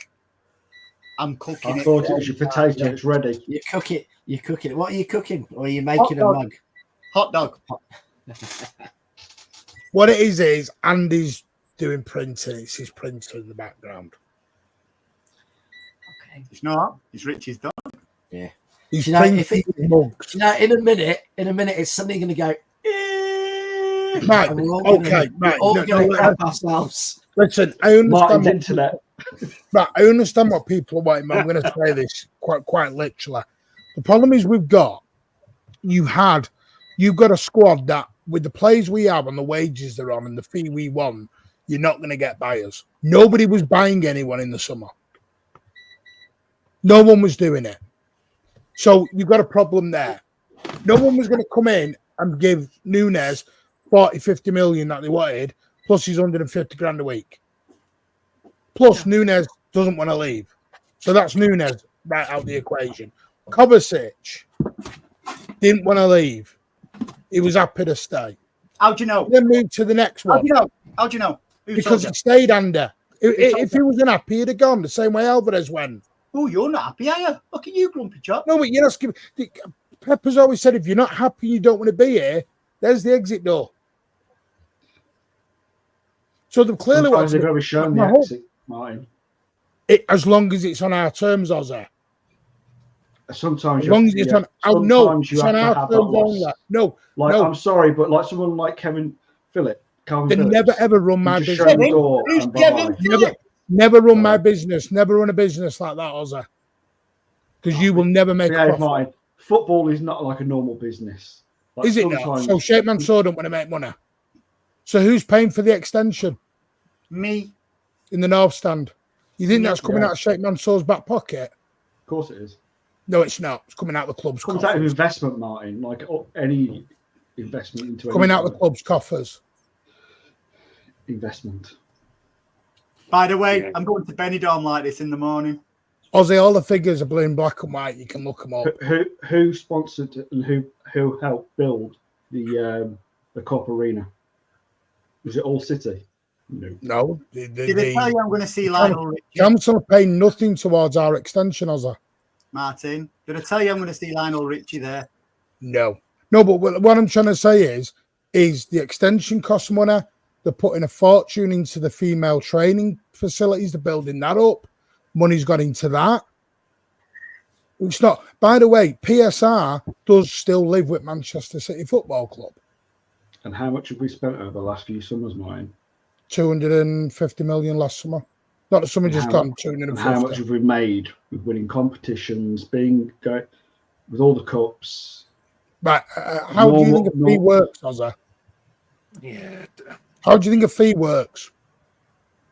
I know a fee works, mine, but what I'm saying is that my penalty. original point is sometimes you've got to make a loss on certain players. We're never going to make 40 odd million like we bought Calvin Phillips for. It's not going to happen. You're not going to recoup that money. A lot of clubs don't. A lot of clubs have to accept they're not going to be able to sell on what they paid for. Right. So, for a great example, Calvin Phillips said there. So we've loaned him to Ipswich. Ipswich are not paying all his 150 wages. We're paying some of them. £1.50. That is on still our PSR. That the wages we're paying. We're paying a contribution. The problem is you've got Newcastle wanted 100 million for Bruno. They wanted that 100 million up front. City didn't have 100 million to put on their books straight away this year. They did. It's been reported, Andy, they didn't. They come because they were still paying the Grealish fee. No, they did before Sheikh Mansour put 100 million on Red Rum and it lost. That's the problem you've got. When City could have done Bruno, but they wanted it on their terms. So 20 million up front, and then we pay over so many years. Because then it goes on each year of your PSR. This is the problem. You can't. Martin, you're confusing cash flow and. No, I'm not. Rick, what I'm saying would have gone on the PSR over the length of his contract either way. What they wanted was 100 million cash up front, and we didn't have 100 which would have gone onto our PSR. No. Only the amount, only the year's share of the contract would have gone on our PSR. And a year's share. If we pay 100 million, Rich, straight away into Newcastle, that's on our year's books. No, it goes over the length of the contract. If it's a 4-year deal, it's 25 million a year. Wasn't the way Newcastle wanted it. No, Newcastle wanted it because they wanted the cash. They wanted the cash. That's the problem for us. Yeah, but that's not what I've just said. It's not a problem for us. No. You're confused. It wasn't an issue for. That's an issue for Newcastle because they bank profit on him. It's not an issue for City. Can I just interrupt? David Maskew is just put 115 thumbs up. He actually looks like Herman Munster, a fat version of him. Seen it? Yeah, it's like Grealish. He's on 300 grand a week. No team is going to pay him 300 grand a week. It is going to be a problem getting him out. And the trouble is, it's like the Otamendi deal. City had agreed, what was it, 180 grand a week he was on or something daft like that, Otamendi. We then tried to put him into the deal. Otamendi might only be getting 60 grand off Benfica. Otamendi is well within his rights to go back to City and go, I've got a shortfall in my wages. Can you pay that? Not only that, this is what no one sees. We've got to pay Mendy's wages now, haven't we? So that's a few million. We stopped paying Mendy. He's come back and sued us. But I tell you one thing: you can't just not pay someone's wages when you agree on the contract. The stand and stuff doesn't go on PSR though. Structure or anything, infrastructure doesn't go on. No, I'm not saying that on PSR. Comes out the club's coffers though. So there's not cash. The cash. There's only one bank account. There's not a bank account for this, and a bank account for that, and a bank account for this over there, and a bank account there. You can go and have a dabble in. I've got a bank separate, Martin. What we do? No, it's not. All comes out of Manchester City's football. One bank account, Ozzy. Yeah, but it's not counted as the same for infrastructure and buying players. It's not the same. Yeah, but what I think you're both getting confused. You're saying the same thing.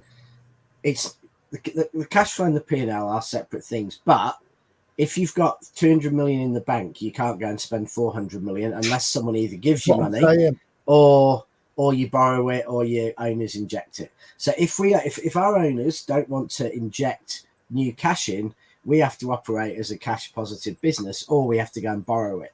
So if we don't want to go and borrow money to build the stand, then it is going to impact our ability to buy players. Now, the deal with Newcastle, but it's not about our PSR. The deal with Newcastle, I'm not talking about PSR. PSR was the plan of the players, Rich. What I'm saying is the stand and all that still comes out of the club's money. Yeah. But we're not getting anything for that. We're not getting a freebie on it. I can't understand Alan's comment there. Mendy was right to sue City. You don't put a female's name in the same sentence as Mendy, allegedly.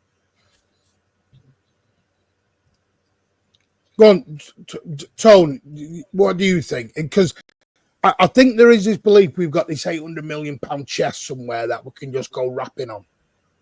No, well, clearly not. There must be money though. I mean, we've our net spend and I know all the other stuff, but the net spend's phenomenal. The job Man City have done whilst winning trophies, by the way, and multiple trophies. And the net spend and the money we've got in is absolutely unbelievable. And one thing people keep saying is, what's the academy for? I can assure you the very first thing that academy is for is to make money.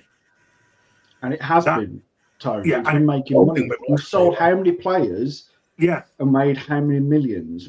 We've made over 100 million over the last few summers to spend players. We've made back more already than what it cost to set the bloody thing up. It's already made its money and it will continue to make money. You can see a couple of the youth lads now there.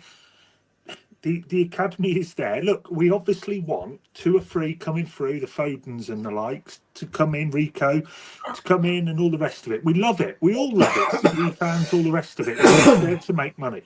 It's as simple as it really, really is. And that will help us buy the first team players. Look, there's plenty of money at City.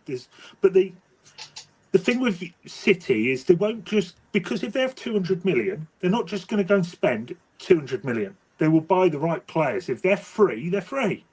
If they're 20 mil, they're 20 mil. 100 mil, they're 100 mil. We're not run like United, who spend 200 million on absolute shit just because they've got 200 million in the bank. City are run much cleverer than that. And the proof is in the pudding. We win by how we do our business. And until we don't win, then people turn around and go, well, City aren't. And that's fine. But right now we are winning. We're still winning. We're still the champions. And we have been the last 4 years with 11 trophies in 4 years or whatever it is. Yeah. I understand what Harry Mills is saying. And maybe the old telling that is, it's not the players in the PSR. The old telling that comes out the club's coffers. That's what I'm trying to say. And I know it's not paying the middle, but the trouble is as fans, we go, well, how come my ticket's gone up to £75 a ticket? Well, Sheikh Mansour is not putting a penny into City anymore. It's a self-sufficient run football club now. But City, believe it or not, are one of the lowest match day revenues of the top clubs. I know, I got told that it was so low. You weren't happy with it. Not for long though, Martin. Because it's going to change, yeah. But why isn't they charging 150 quid for a Flexi Gold? They are trying to get money in. It's actually a massive problem for the northern clubs. I mean, you look at what Spurs can generate compared to even United, or Liverpool or City. The northern clubs struggle because they can't charge £2,000 for a season ticket and, £1,000 for a corporate ticket and stuff. They're often getting half what a London club can get for the same thing. But there is a reason for that, Rich, is because the north and south divide. That's an absolute reason. But in football, the hard part is you have to pay your players as much up north as you do. You can't play someone less because they play up north, and that is a problem on match day revenue for the clubs up north. The only argument I have to that, Rich, slightly, is that United have been they've been one of the, if not the most successful club, over a few quite a few decades, and they've not had to increase their prices like the London clubs. Do you know what I mean? So there is a way of doing it, but it's where Tottenham now dwarf United. Tottenham now dwarf United. Or Liverpool in match day money. Yeah. No. I'm talking about match day. The money they make on a match day is now millions and millions ahead of the northern clubs, and then they're adding in what they make from the stadium and stuff. So there is a problem inherently that those clubs have got to address. Is how are they going to make up a 50 million, what could go to 50 million shortfall on, the London clubs?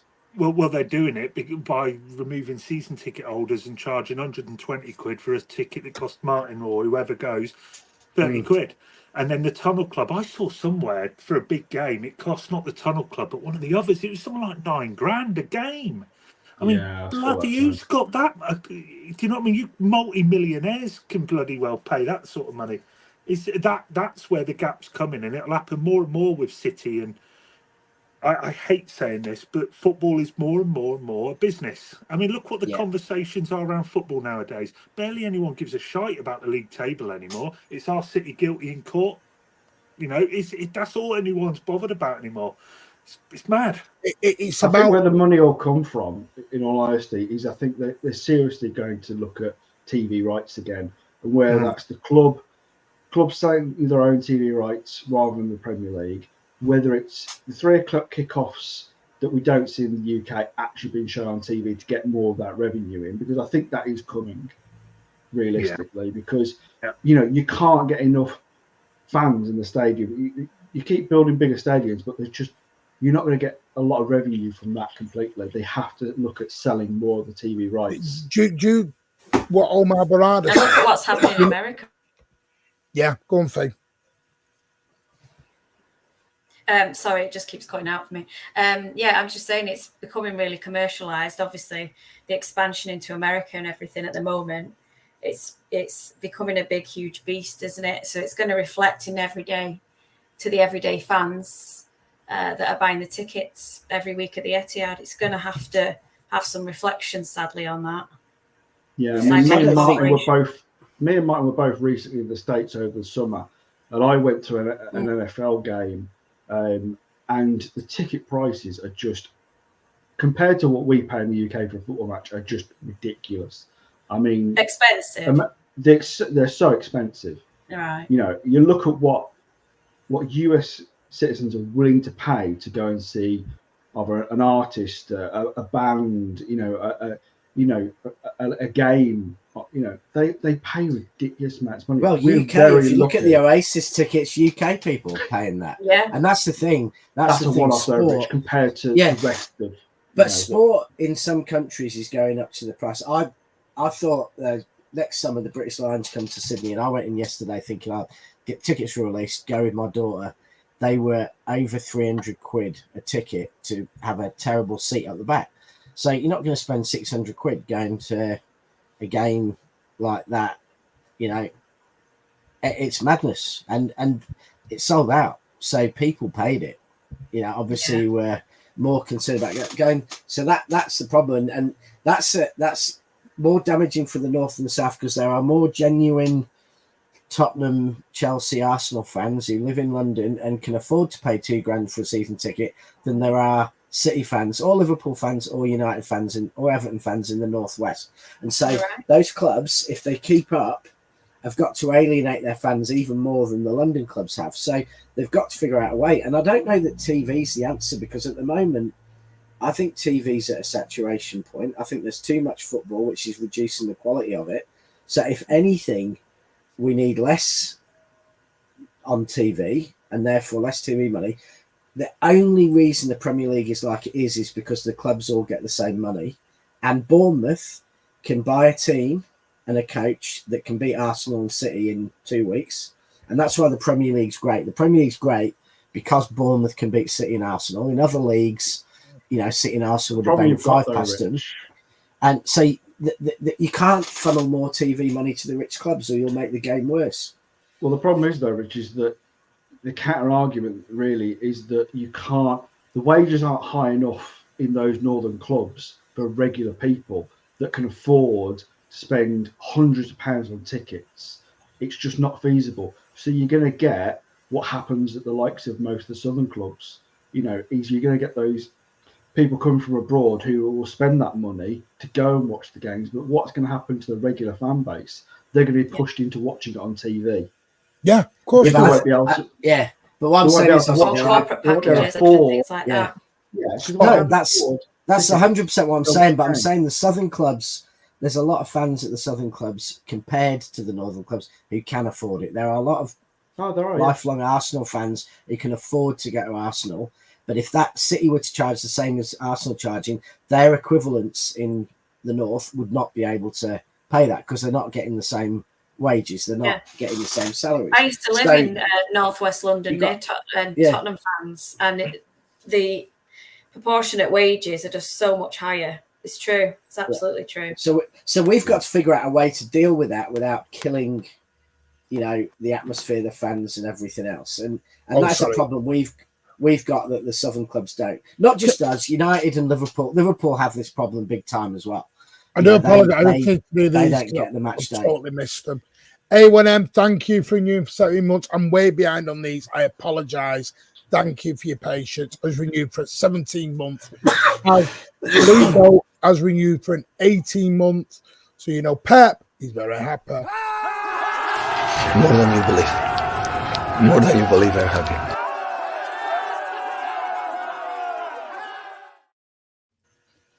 David Mack, thank you for your £2 super chat. I wonder will KDB be fit to start for Belgium? Don't think he's going anymore. Well, that'll be an interesting one to keep an eye on. But thank you, David, for that.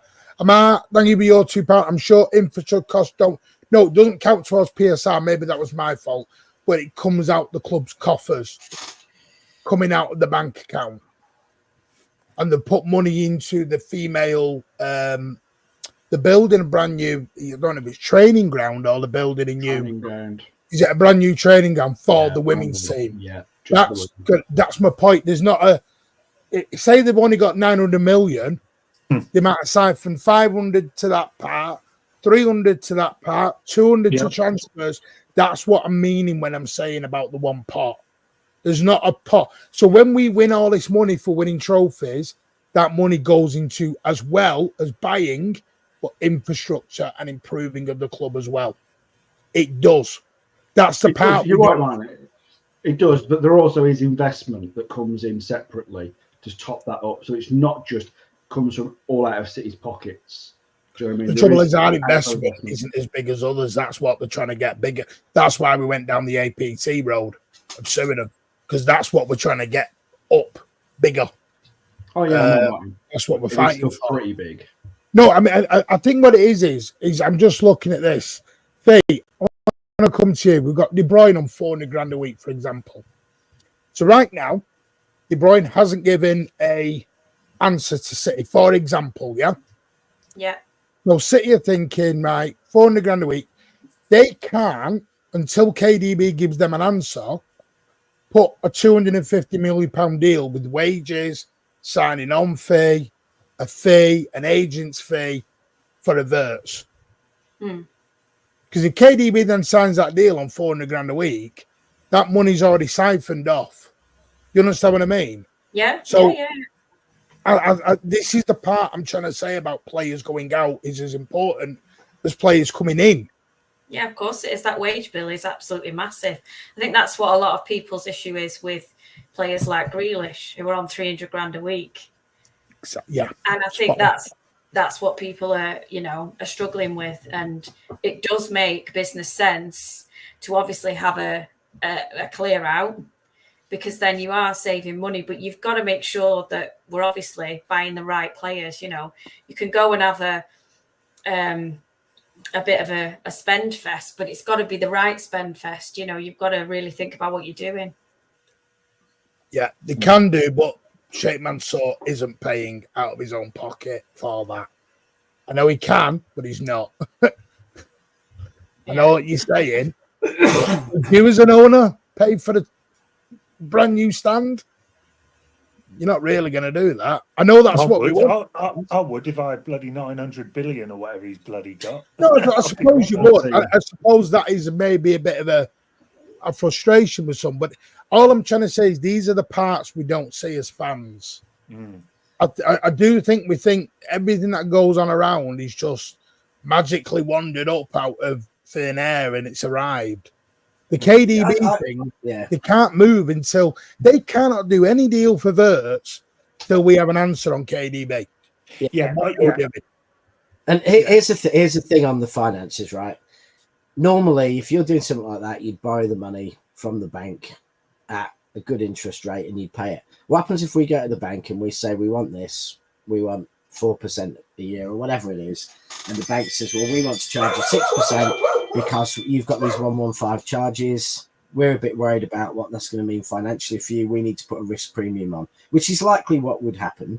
And then it might be a discussion. Well, if Sheikh says, well, I'll underwrite it from the UAE, but if he doesn't want to do that, then it may be that it's quite simply on a massive financial thing like that, they want the certainty of the results back through.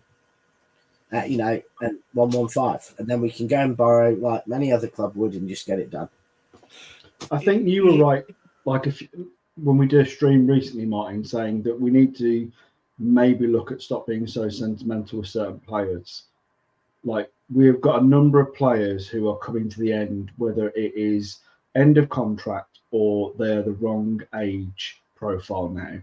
And I think we need to look at being brutal and go, we need to bring in the likes of Averts.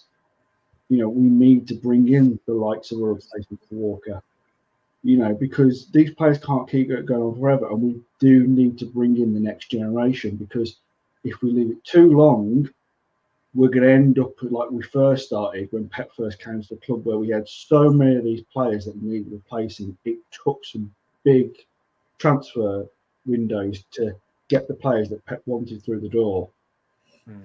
And I'm afraid that we're not going to have Pep in the next year or two. We're going to have another manager, and he's going to be left with having to rebuild and having to cope with the stress and the levels of what the City fan base expects and the club expects. Do you really want that all in the one? Because I tell you now, I don't think the fan base will stand for it. We'll end up like how Martin has hated the way he thinks we're going as United fans. Yeah, but also when people talk about, sign X, Y, and Z, it's like, well, you've got to sell people. So, okay, you want Verts, well, De Bruyne goes, and people go, oh, no, you can't. Well, you can't get rid of De Bruyne. He's the only creative player we got. Oh, well, but Bernardo goes then. No, he's the one who works hard. Okay, so neither of them. So then you go for John Stones. Well, no, you can't have John Stones. He's one of the best centre backs. Right, okay, so who the bloody hell are we selling? Because that's the problem, and it's also, you guys hinted at it earlier, that the issue is moving these players on. And everyone will immediately say, oh, well, Saudi will want him. Saudi will pay him. Like De Bruyne. No one is going to pay De Bruyne right now 400 grand or more, or match anywhere near, the money he's going to want. He's on, 370 or something now? De Bruyne is going to want 400. So he's going to want at least 400 to renew.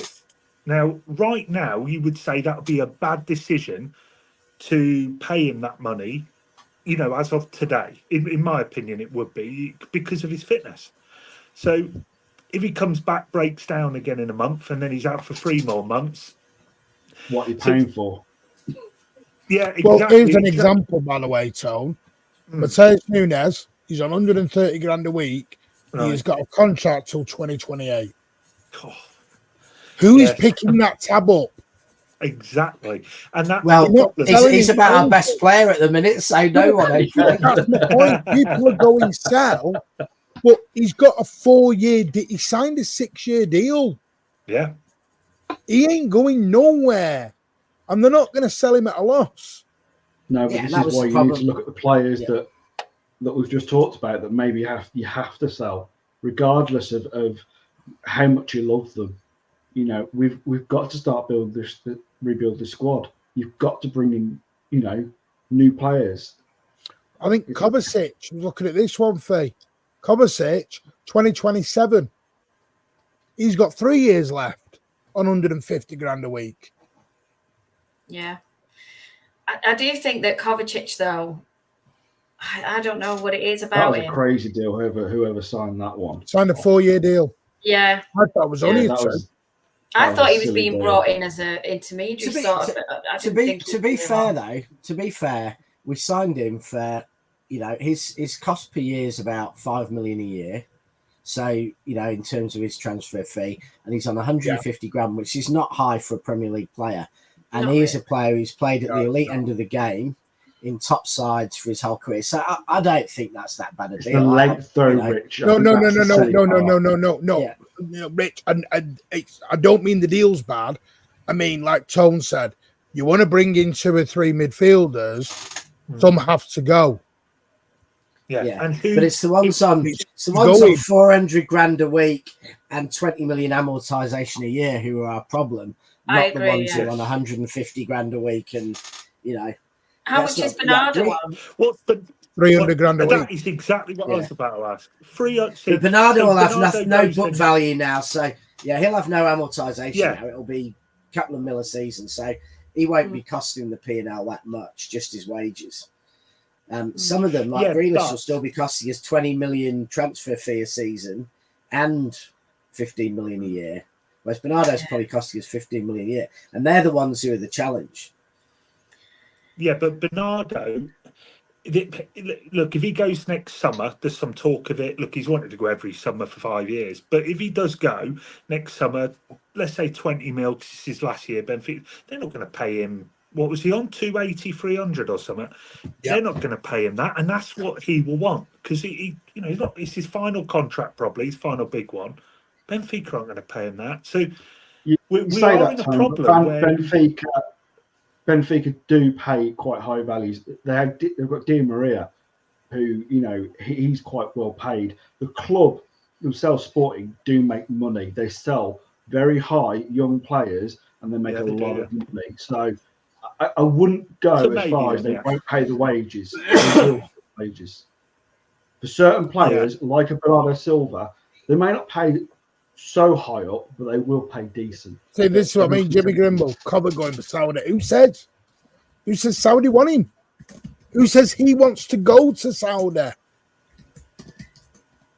Yeah, well, Fenerbahce want him, don't they? I think. Yeah, so what I mean. I think we've got to.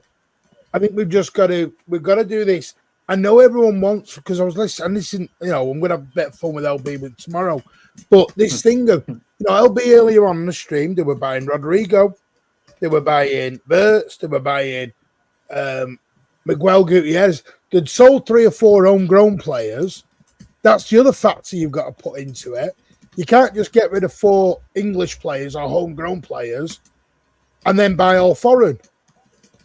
Because the rule is you're only allowed 17 foreign players. So, again, you've got to it's got to be balanced. I totally agree. The club have to spend in the summer 1,000%, but some are going to have to leave for allowing that to happen. I think the other thing, Martin, I think that needs to change, I don't know when it will, but I think it will change, is the maximum size of the squad. Because it's been talked about quite a lot today with the new FIFA World Club Cup. They're expecting to have all the best stars from every club playing in that competition.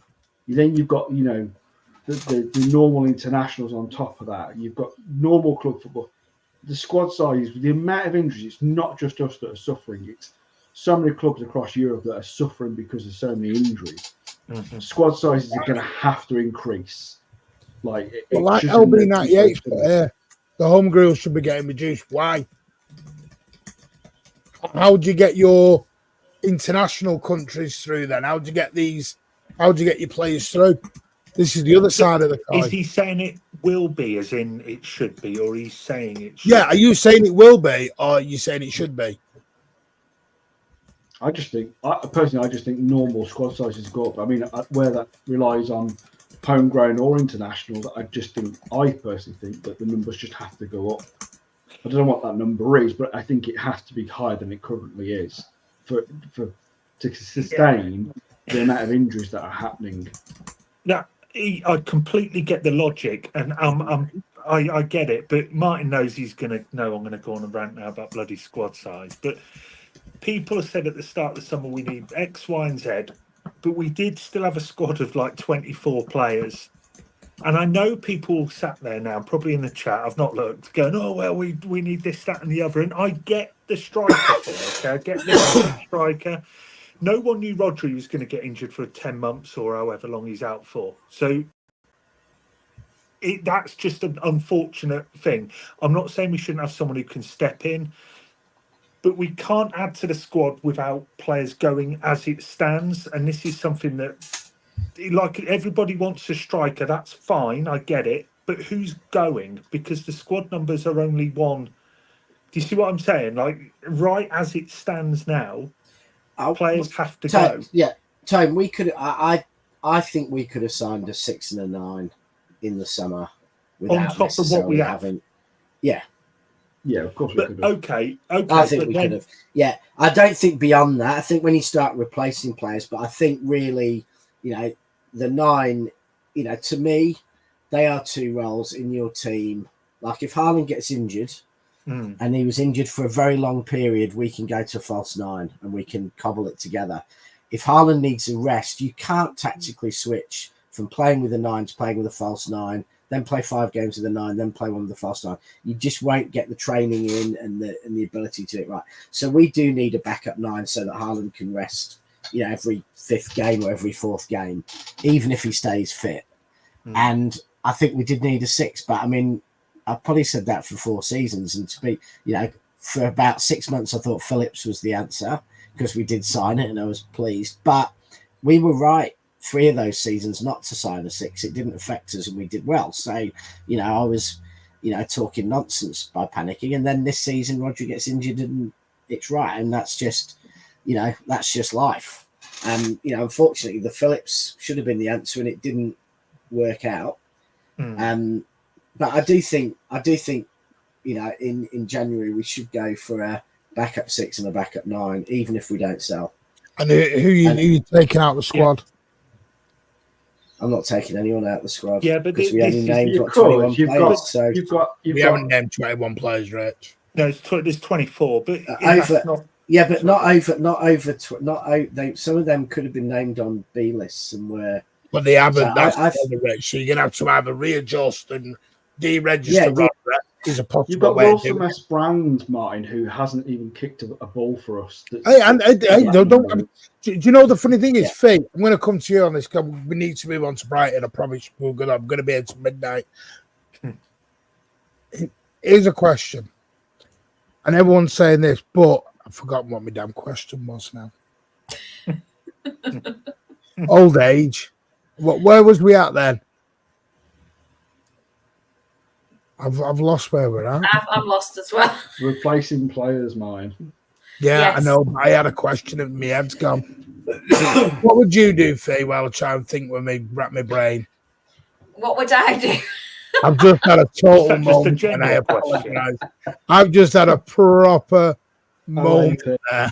Senior moment. That's all right. At the minute, obviously talking about selling players. I know who I'd sell.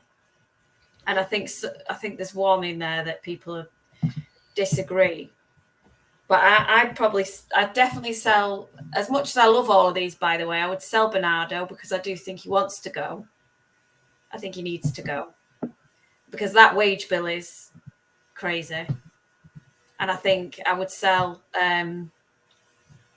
Jack Grealish and I would sell John Stones myself. Not that I don't rate John Stones, but I think Johnny Stones. It's like he won. I got a notification from City today to say he won Player of the Month, and I thought, I get it because of the last minute goals. Johnny Stones, I get it. I totally get it. But Nunes and Guardiola were in there, and I think that a lot of it is sentimentality. And anyway, I think that I have to go, so I'll say goodnight. And on John Stones, he is the next Mike Summerby. He's still going to be at City when he's 80. I think he will be. I think you're right. Because John Stones is Manchester City. So, night. Yeah, night, Rich. Take care. Cheers, mate. Fee, what sort of transfer fee would you take for Jack Grealish then to get him out the door? Well, obviously we bought him for 100 million, didn't we?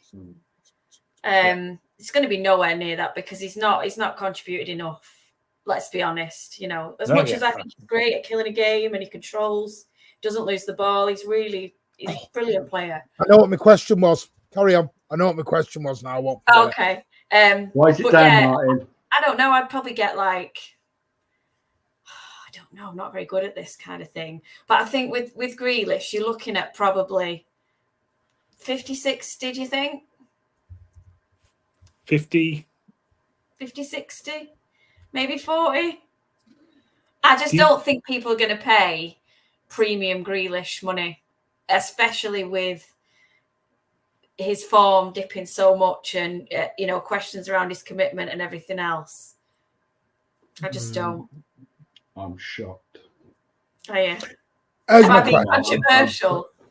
No, I mean, I genuinely think that people forget what Grealish does for the. I honestly haven't, Ozzy, but I just think now, in a business transaction sense, if you got 60 But million look at offer, what would you happened take when it? he came back during pre-season. He was one of our best players. Oh, he was At the start of the fantastic. season, one of our best players until he got injured. We're It was forgetting amazing. he's been injured.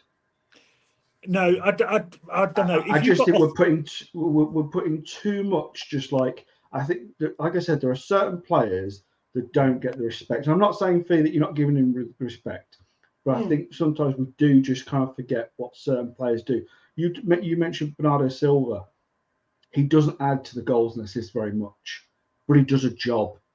The same with Jack Grealish does a job. And I don't think any of us would have really got rid of him over last season, apart from, like I said, he wanted to go. Do you know what I mean? But then that's the problem with our team, Ozzy. Everybody brings something great to the table, and everybody contributes, and everybody is valuable. And I think that's the issue. You've got to really look at it in a non-sentimental, objective way and say, whose time is it, and who can we recoup? I'm going to say you won't like it, Ozzy, but I do think Grealish will leave in the summer. No, Martin, I'm not saying you won't. But what I I'm don't saying think is he's here anymore. Possibly. I'm not arguing against that. What my argument is that I just think sometimes we forget what certain players have done. And it's not right the way he's been treated. I totally agree with that. I don't like the way Walker's been treated on his way out. We all know Walker has come to the end of his City career, but there is a respectable way of allowing him to go out the door. Yeah, I don't like the way KDB's been treated. But I am going to ask this question of Fee. Well, I've actually got it in my head and I'm not having a senior moment. But obviously that clip went down yesterday from Sam Lee's Let Me Talk, saying Pep was the one who said no to the striker, not the board. And then Sam Lee said, actually, the board do want to sell. It's Pep. I didn't see that. Sorry, it's Pep who turned down the striker. Yeah, that was said at the end of the window. Sorry, just to say by Martin Blackburn, who I think it's Martin Blackburn, who reported the same thing, that Pep was the one who says, "I'm not going to use the word small squad because it's not a small squad. I don't care what anyone says, but Pep likes the squad as it is." Yeah. This is what I'm saying. I don't think it is always. I think there's too much on Cheeky. We're always looking for a scapegoat. And sometimes it's a managers don't want it, or a board don't want it, or they don't want it. And the little things we don't see. Listen, I 1000% agree. In the summertime, I think we need to buy. But do I think we need to buy a midfielder in January? 1000%. Do I think we need to buy a striker? Yeah. The problem is, it's whether Zubermendi wants to come, because there is only Zubermendi or Heimland, because they're the only two with release clauses. You are not going to negotiate with a damn team to get anyone out the door of any significance in the middle of January unless they've got a release clause in the contract. You're not going to do it. A lot of rumours about the guy from Sporting Lisbon. I could never say his name right. He's not coming to sit on our bench. No. He's too good. Yeah, he's at the beginning. Yeah. He's the most informed striker in Europe. He's not coming to sit as Haaland's backup. By the way, another thing, Haaland's about to sign a new contract. Yeah. Haaland's on 370 grand a week. Say he goes up to 500-600 grand a week. That all comes off money as well. Yeah. Foden, 375 grand a week. New contract. Everyone wants to give Rodri a new contract. That's all. This is the little things that nobody sees what goes on. The thing is as well, though, Martin, you saying that Pep didn't want a striker. No, I'm just saying that's what's been said. I don't know. Yeah, I know, but I'm just saying, for instance, if it's true, just hear me. it doesn't matter. Sometimes the club has had to override Pep and go, we're going to bring in this player. Alvarez wasn't a Pep player. He was brought in because Pep, City had done the scouting, they'd seen what a talent he was, and they wanted to bring him in. Doku wasn't a Pep signing. It was a club that had seen, they'd been tracking. I think KDB had also had some kind of influence as well. Mm-hmm. Sometimes the club have to make these decisions over the manager, because ultimately it goes back to one of my points earlier on the show, is that sometimes the club has to be bigger than a player or manager. They have to do what's right for the club. I would agree with you, except this year, Ozza. When you're trying to renegotiate a contract extension on your manager, you might give him a bit more leeway at this point than what you would if he had 2 years left on a deal. Because no one at City wants Pep to go.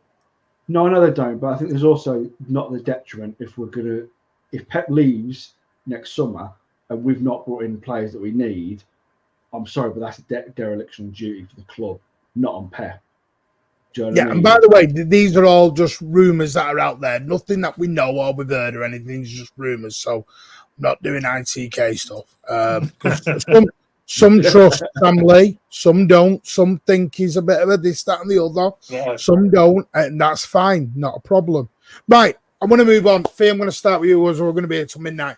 Brighton, then. How are you feeling? Because I'm going to take the nice 6-hour drive all the way down to the south coast. Yeah. Insert jokes into the chat now about my nightlife in Brighton. Yeah, to the party capital of the world. Thanks very much. I knew that was coming. I saw it. Get it out there. Get it out there. I hope that this meeting that they've had is going to talk some sense into it. No, I know. Yeah. I think I hope this meeting's helped morale, because I think morale, you can clearly see that it's at an all-time low. Fee, I wonder. Sorry, Fee. Sorry to jump in. No, go for it, Tom.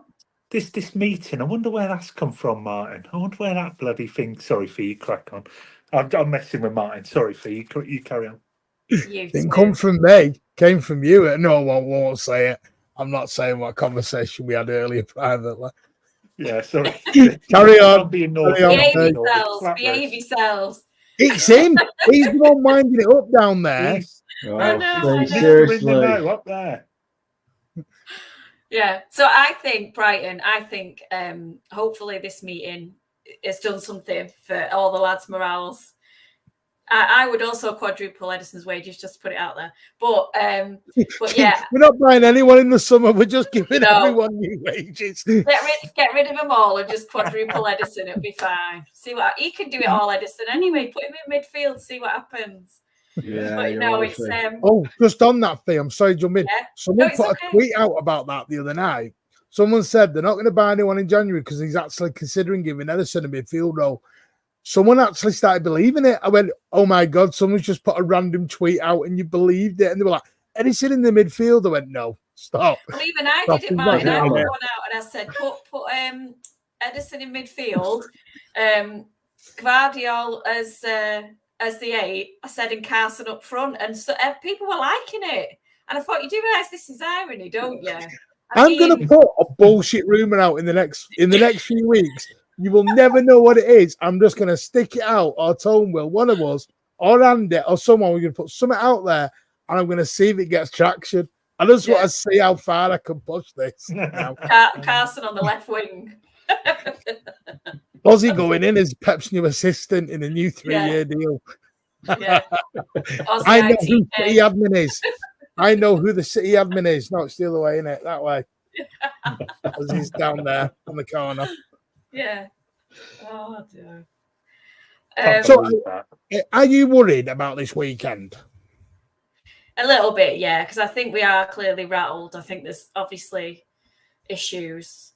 I like the solid back, and I feel like at the minute, especially with Diaz, I just always feel reassured when he's on the pitch. But yeah, what are you like, so? I'm a bit worried because I have been saying I think it'll potentially get a bit worse before it gets better.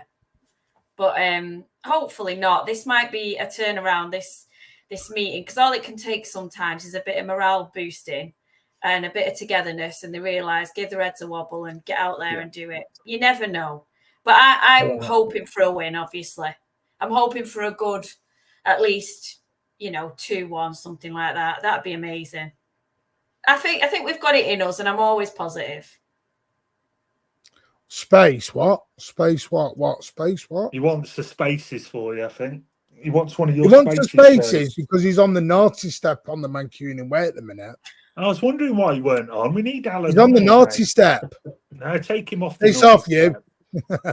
He's funny, Alan. He's good, isn't he? Yeah, I He like was Alan. talking a lot of sense the other day.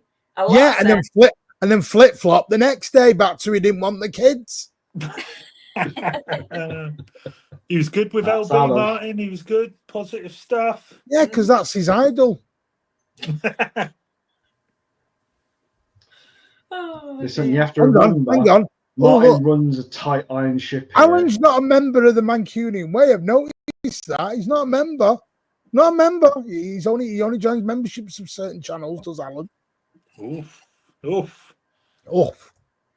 He's going to be messaging me now, little bastard. Mate, I am not jealous. I have told you, you're freelance. Go where you want. Why are you in caps as well? Right. He's fuming. Yes. The most sense he's made in weeks. He won't even understand that Andy came on dressed as him earlier. He won't get that still. That'll go right over his head, that. He knows now. Ozzy, Brighton. You scared? Shitting yourself? 6-0 defeat. I'm not going that far, Martin. But I'm the same as Fee. It feels, and we kind of said it a bit earlier, that it feels like it may get worse before it gets better. But if the rumor is true that they've had a bit of a sit-down meeting, if someone's, literally locked them all in a room until they've, banged the hell out of each other. That may go down wrong, actually. I shouldn't have said that. Thinking, what's going on here? I don't know what they've been doing to That's each like other. my rude account now. Bloody hell. Well, I think we all know what I meant. But Martin, we're back in Brighton again. I don't know what's going on anymore. We've come off the serious. Watershed's gone. That's it. Yeah, but all I hope for is that they've had a serious time to think. Martin's lost his head. No, this show's just gone down a big hill in Brighton. There's nothing wrong with Brighton, Martin. I never said there is. But whenever. Oh, here we go. Martin's going to get his head punched in when he gets down. Carry on. Like Brighton. It's a good, nice place. I know. I like Brighton. I can't believe you Great don't Brighton. like it, Martin. I know. Did you just say you love the nightlife? I bet you do. I bet you love the nightlife down there, you.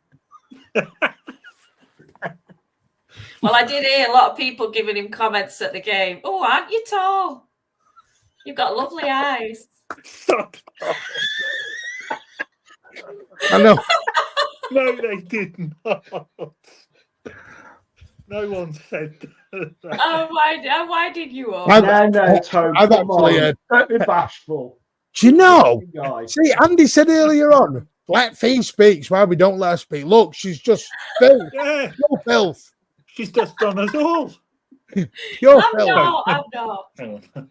So There now is I've no gone off the problem bloody with rails. Brighton. Don't start. Martin's got a problem with Brighton stuff.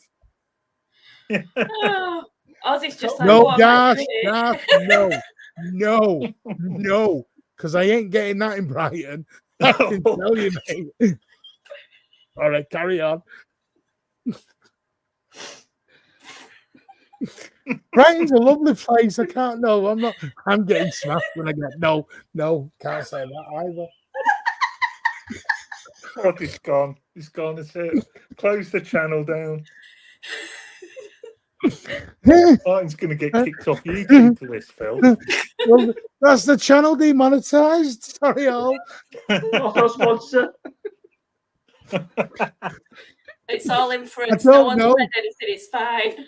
All I said is I'm going down to Brighton, and it's just turned into chaos. One of them places, though, Brighton. I've Right. been there, Well, not for while that we get reason. back on track, massive thank you to really good person here, Bevo. Well done, mate. Thank you so much for gifting. We're going to get Bevo back on the channel, hopefully over the internationals. Be great to get him back on. City Bevo, get over there, show him a lot of love. I'm doing some great stuff over in Not in My Lifetime. Get over there and show them a lot of love. So big up, Bevo. Thumbs up for Bevo and show him a lot of love. Thank you, mate. You have made Pep very happy. Will you stop with your fireworks? More than you believe. More than you believe I'm happy.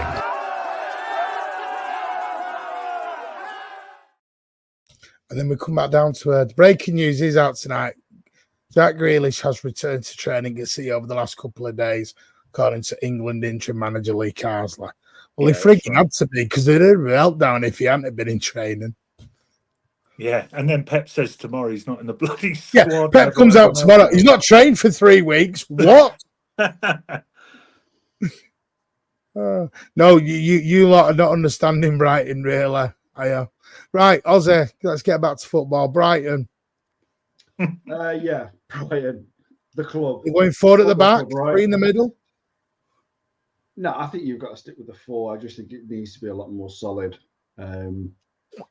As we were saying, don't mind.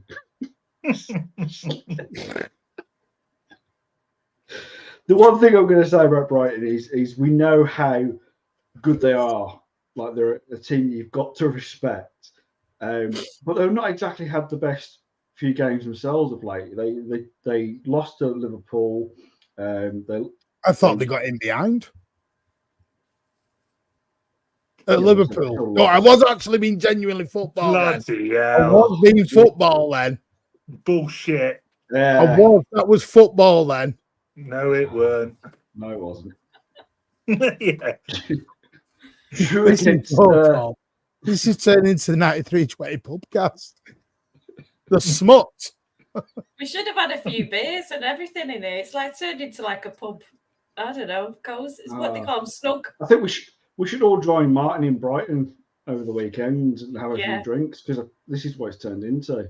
Yeah. I'm there. Yeah. He's already down there. Yeah, that's where I am now. He only comes to Manchester once a year. No, the Twitter Spaces will be back next week, I promise you.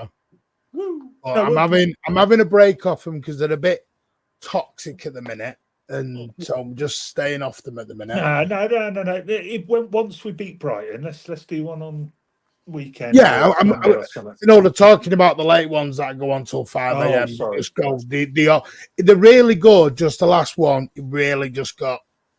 Are you a vampire or something, Martin? You do some bloody mad hours. No, I do my caring job for my dad in the evening. Yeah. Oh, you made me feel bad now. It's all right, Tone. Seriously, even before that, like back in the beginning of the channel, he was still doing silly hours. So yeah, because that's when my mum had a brain tumor. You've still been doing silly hours. This is what I mean. People don't realise I've had a real shitty 3.5 years. You know, got to get on with it. It's gone blue. It has. Alan talked to us about something SUPERCUP. I nearly said it. Right, go on. Could someone talk about Brighton, for Christ's sake? The game. I'm right. Brighton have got a number of injury concerns themselves, actually. I think their list is even longer than ours. Really? They've got I think Dunk's out. I think Dunk. I rate him as well. Yeah. Pedro, I think, is out. Is it Pedro I'm thinking of? Yeah, they've got Adam Webster out. Yeah. James Milner's out. Well, that's not a loss. João Pedro de Jesus, he's out. No, might be back this weekend, though. Yassin Abbas is out. Yakuba Minte, he's on at 50-50. Lewis Dunk, I need to take Minty out of my FPL team. O'Reilly's out, who they bought from Celtic. That was actually part of the issue where the Kyogo deal wasn't done, because apparently that O'Reilly deal put the spanner in the works in it. Danny Welbeck's on form, though, isn't he? Yeah. Danny Oh, Welbeck's yeah. on form, isn't he? A tenner on Danny Welbeck scoring on Saturday. It always happens. Yeah. Yeah, I know, but we can't be scared of Welbeck, surely. No, I mean, no, I'm talking about it's like football gods. Have you seen that, by the way, lately? City are 6-1 to be relegated, but the favourites for the title. That's 115, isn't it? Yeah. I found it hilarious. I'm like Brentford have got bigger odds than us to go down. We're 6-1. And it's just because of the 115. Yeah. But that's not relegation, it's expulsion. So it's technically not a relegation. Mm. Yeah, there's probably a clause in that where you wouldn't actually be able to. That's what I mean. I think that's a bit of a naughty thing to get your money and then get out of it. Yeah. Don't know how they get around that. I mean, do you know what I'd do? I'm not bothered what happens. Because personally, I think we'll get a 2-2 draw this weekend. Which I know is not ideal. But I think Brighton play a good brand of football. I've been very impressed with their young manager. He's very brave. Carried on from exactly where De Zerbi left off from Brighton. Took them to a new level with it. I do think their fullbacks are gettable, though. I was very impressed with them at Anfield. I thought for 60, 70 minutes, they could have won it. Could have got some at Anfield the way they played. Brighton are one of them teams. I think they've been the best team to come to the Etihad for 2 years on the bounce. Last season, I thought they were brilliant. The season before, I thought they were exceptional. I was over the moon when Trot left Brighton and went to Arsenal. I thought we'd have to deal with him anymore. Mm. And then he rocked up for Arsenal, which was a bit annoying, and got sent off. But yeah, they've never had a good result against us. I mean, I think the best result was a draw in May of last year. They've always given us the toughest game. Oh yeah, I know that. I'm not going to dispute that. But I mean, we've always kind of been able to win the match against them. Is my point. You know, they haven't spanked us. I think no, he's asking a genuine question. I think we'll know tomorrow in the press, so we'll see who's fit. Yeah, I don't think he will. I don't think he'll start. I don't think Poozy will play. And it's Simpson Pouzet. Yeah. It's not what you're all thinking. Muck. Simpson Pouzet. Pouzet. I actually said it then. Jesus. We'll win 4-1 Saturday. I'm telling you. 4-1, I'm going all out. 4-1? Yep. Brighton are good, but City are angry. City are pissed off. I'm going for Desmond each. This could be the resurgence. This could be them, Tone. You might be right. Just coming out Here we and going, go. you know what, we'll Here show we you. go. And then we lose 4 in a row and everyone's back into ultimate meltdown again. Cancel all the spaces. We're not doing them for 6 weeks. Can't handle Put it this way, at the minute, you don't know, do you? It could go either way. Because I don't think it's as clear. I feel like it's a narrow win. I feel like it's going to be a 1-0 or a 2-1. Hang on 1 minute. 3-0 loss. No, that's Alan. Alan, he just loves that. Oh, Alan, come on. 4-1 win. I'm telling you, when it happens, I'll come back on after. On here. When does he do it? Sunday night? Yeah, we do it on a Sunday night on post-match reviews. So, yeah, I mean, I think, honestly, I don't think we're going to look at that kind of result as a 4-0. I do think it'll be a lot closer, and I think it'll be more 2-1 to City rather than a 4-0. Can I ask a question? That was Andy ringing me because he wants me to ask this. What would you prefer, 2 big toes on each foot or 2 thumbs on each hand? Tony's looking at hotels in Brighton. I have stayed in Brighton more than once. Tony's looking at brothels in Brighton. I don't know where we've got here. Just going right in there. Yeah. Really? Just say what you think, Benny. Why don't you? Yeah. 6-0. Alan's gone for a 3-0 loss. It was 4-0 only a second ago. You see what I mean, Faye? Flip flop. Yeah, I Flip do. flop. Listen, I love Alan, but yeah, Alan, you were saying different before. Come on. You talked so much sense the other day. What's happened to you? He wants answers from all the panel. He wants Mancini. No, Andy wants answers. Oh, Andy. Oh, well, I can't answer that Martin, do question. you agree we should demote Grealish to the reserve? No. No. I don't think anyone should be dropped to the reserves, and we don't have a reserves. Our reserves are EDS. He should be in the Can I ask squad. Again, you I a said this question? earlier on. People just don't give. We don't some have a players reserve respect. team. No. Give your head a wobble, mate. Give your head a wobble. Seriously. Oh dear! Can I ask you all a Don't, because question? they'll attack me for that. They'll come after me. Good. Go after Martin every time. 3-0 win. Angry Bernardo, man of the match. But yeah, you heard my team earlier on. That's my 11 I put out.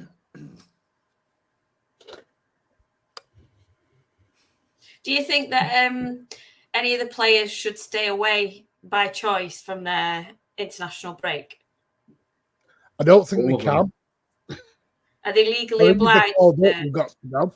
Because that's Unless the they get rule. a knock. A knock. No, but Yeah. the international is entitled to ask them to go and be checked out by their doctor. It is true. Yeah. Yeah, but if you say that, oh, I've got a little problem with the knee, you know. what But can then you do do? you think that some of them should have said prior to that, I don't, like Ben White did with England, I don't want to be selected this time? Or does that apply for the entire He competition? said I'm not quite sure. He doesn't want to play for England at all, Ben White. But I think he's Oh made no, that I know very he clear. doesn't. Yeah, but say like for instance, like we were saying before, you know, you've got players there that are valuable or whatever. You've got Kovacic and Guardiola. Imagine if they both got injured. You know, All right. Croatia. Let me ask you an even bigger question. No one's mentioned this. Has anyone noticed that we lost a certain backroom member in the summer? Yeah, What, Kitman? major one. That was a major loss. Hitman. Where did our physio go? We lost him. We lost the physio in the summer. And then all of a sudden, loads of injuries. Oh No one noticed that. no. Yeah, but No, honestly, no one noticed that though. Our physio left, and all of a sudden, bang, we're stuck with a load of injuries. I'm just saying, maybe it's just total coincidence, that one. coincidence. That's you've been watching. Tone's not having it. X-Files. Tonio's not having it. No, that's Tonio. bloody Tone. X-Files I don't know why I talk. said Tonio. And I don't know who his name is. I'm going to find out who it was. Didn't he go to Liverpool? Or Yeah, I Newcastle? think so. Yeah, he went to Liverpool, Liverpool. Was it Liverpool? It was Just going Liverpool. back to the international breaks, the thing is, players make excuses all the time. Robertson, the left back at Liverpool, he didn't go on Scotland duty because he had a dentist appointment. I mean, the best honestly, one. that's what they should all just say. Oh, God, dentist appointment, can't move it. You know what dentists are like these days. You know what I mean? It's hard to get. Go in to anywhere. Turkey. So, But this is what I mean. It's hard, isn't it, to say who do you prioritise? And then as City fans, we're naturally going to be like, well, you should have asked for a break. You shouldn't have gone. You shouldn't have done it. If anyone comes back injured, and then we're in an even worse position. But then obviously that's their entire career. They don't want to give up playing for their national team. But it's a difficult one, that, because, you know, obviously people can opt out. There are ways, is what I mean. yeah, But There are a lot of players to it'll get be to a point where they interesting to see. retire, don't they, from international football? Yeah. You know, you get to Anyway, class 30, and most players do look at it and go, "I'll retire." People I mean, are I wish Kevin De Bruyne had done. Yeah, especially as that Belgian side, their golden duration is gone now. It's gone, yeah. They're not clicking at all, are they? no. It was something I read earlier about this physio, and I don't know who it was. Maybe, unless I've totally dreamt it, but I'm sure. Tone, I'm right. We lost physio in the summer, didn't we? Yeah, and he went to Liverpool. I thought it was before the summer, to be honest. I thought he'd been gone a little while. So, No, we lost one 11 years ago. I thought don't he mean that was bloody Newcastle. long. I I know thought he the gone difference to between Newcastle. 11 Jeez, years Martin. and Bloody 3 hell. Someone's mentioned Roy Bailey. I'm not talking that far back. Jesus. Ozzy wasn't a fan back then. Neither was Alan. And LB certainly wasn't. Wow, that hate you get for If Brighton. I said to LB, Roy Bailey, you'd So think I'm deserved. talking about a whisker. It's good whiskey. Yeah. I have to say, you see, I'd support anything that looks angry. I love seeing it. No, I'm going for the 2-2, and I'm only joking. Did he take the magic sponge? I can't bloody speak. Sponge. Right, I'm going to end it in a minute, but what I am going to do, end it on this, because you have not got long left. This amazing competition is only open until tomorrow evening at 7:30. Win a Rodrigo signed, framed, lit up LED lights, Ballon d'Or winning signed shirt for the man, Rodri. Yeah? Can we talk about Rodri? Can we talk about Rodri? Can we talk about Rodri? He won the Ballon d'Or, as we will sing at Brighton. But yeah, there you go. £3.95 a ticket. There are less than 249 left now. I will tell you exactly how many are left over on footballprizes.co.uk. It is only UK only. The competition closes at 7:30 tomorrow, and the actual draw is 1 hour later. 1 hour later, that's all you've got to do. But you have got, there are, and I will tell you now, only 2 tickets available. I am looking now. There is 2 available. So you literally 2 more people and all the tickets have sold out. That is amazing. And I'm telling you, that wouldn't have happened had it had not been Ballon d'Or winner. That's right. Yeah, get over footballprizes.co.uk. Get round the panel. Tone, give us your score prediction. City admin. 4-1 win. Angry City. I'll even give you the. I don't want to give the goal scorers. No, but I will say Guardiola will score again. We're winning 4-1, and then suddenly everyone's like, "Do you know what? Our team's bloody good, Nick. Plenty of legs in midfield, lots of young players here. The whole thing will flip flop because of one bloody win, like it always does. 4-1 win. Come on, Faye. I'm going to go 2-1. I reckon if Welbeck's on, it'll be Welbeck. Oh, to City. 2-1 what? Yeah, okay. Yeah. We're a bit unsure now. We can't just presume it, you mean a win anymore. Yeah. Well, I know. I've got to be clear now, haven't I? I reckon 2-1. If Welbeck's on, I reckon he'll get 1. And I reckon Foden and Guardiola. That's my prediction. If Guardiola's scoring goals, he's gone inverting again, and Martin will be angry. He used to play as a striker. You've got to give him a chat. This lad wants to do it all. He's not got Martin's sweet left foot. Ozzy. He's got better than your bloody foot, mine. You've not seen me. You wouldn't fit in a I've seen you. You've not got that good of a foot. I'm going to go the same line as Fee. I think it'll be a 2-1 win to City. I think it's going to be a tense game. I don't think it's going to be as good. I think it's just going to be an ugly win for City. And I think at the end of the day, right now, I don't care how we win, as long as we win. We don't have to play pretty attractive football. It's about results. Okay. Can I just add, Martin? I just want to say thanks to Alan for recommending the best brothel in Brighton. Much appreciated. World famous babes. I will be there, Martin. I will probably see you there as well. You'll probably already be really there. Worrying? That Alan even knows that when he lives in Australia. He's got a cam. No, but honestly, he does tell you where the local brothels are, and I'm like, how do you know? How do you know? That's a stream for never. Another time. I'm going to go for Desmond 2-2. I think we'll get back on to some sort of a. And listen, I'd be happy with 2-2. No, I'm giving Brighton some respect. No, don't have a go at me because stop it. No. You're Look not at him, happy he's not clapping happy. now, are you? You're bloody the opposite of happy clapping, whatever that is. I thought you can't win. I do happy clappy, I'm a wanker. I don't do happy clapper, I'm a wanker.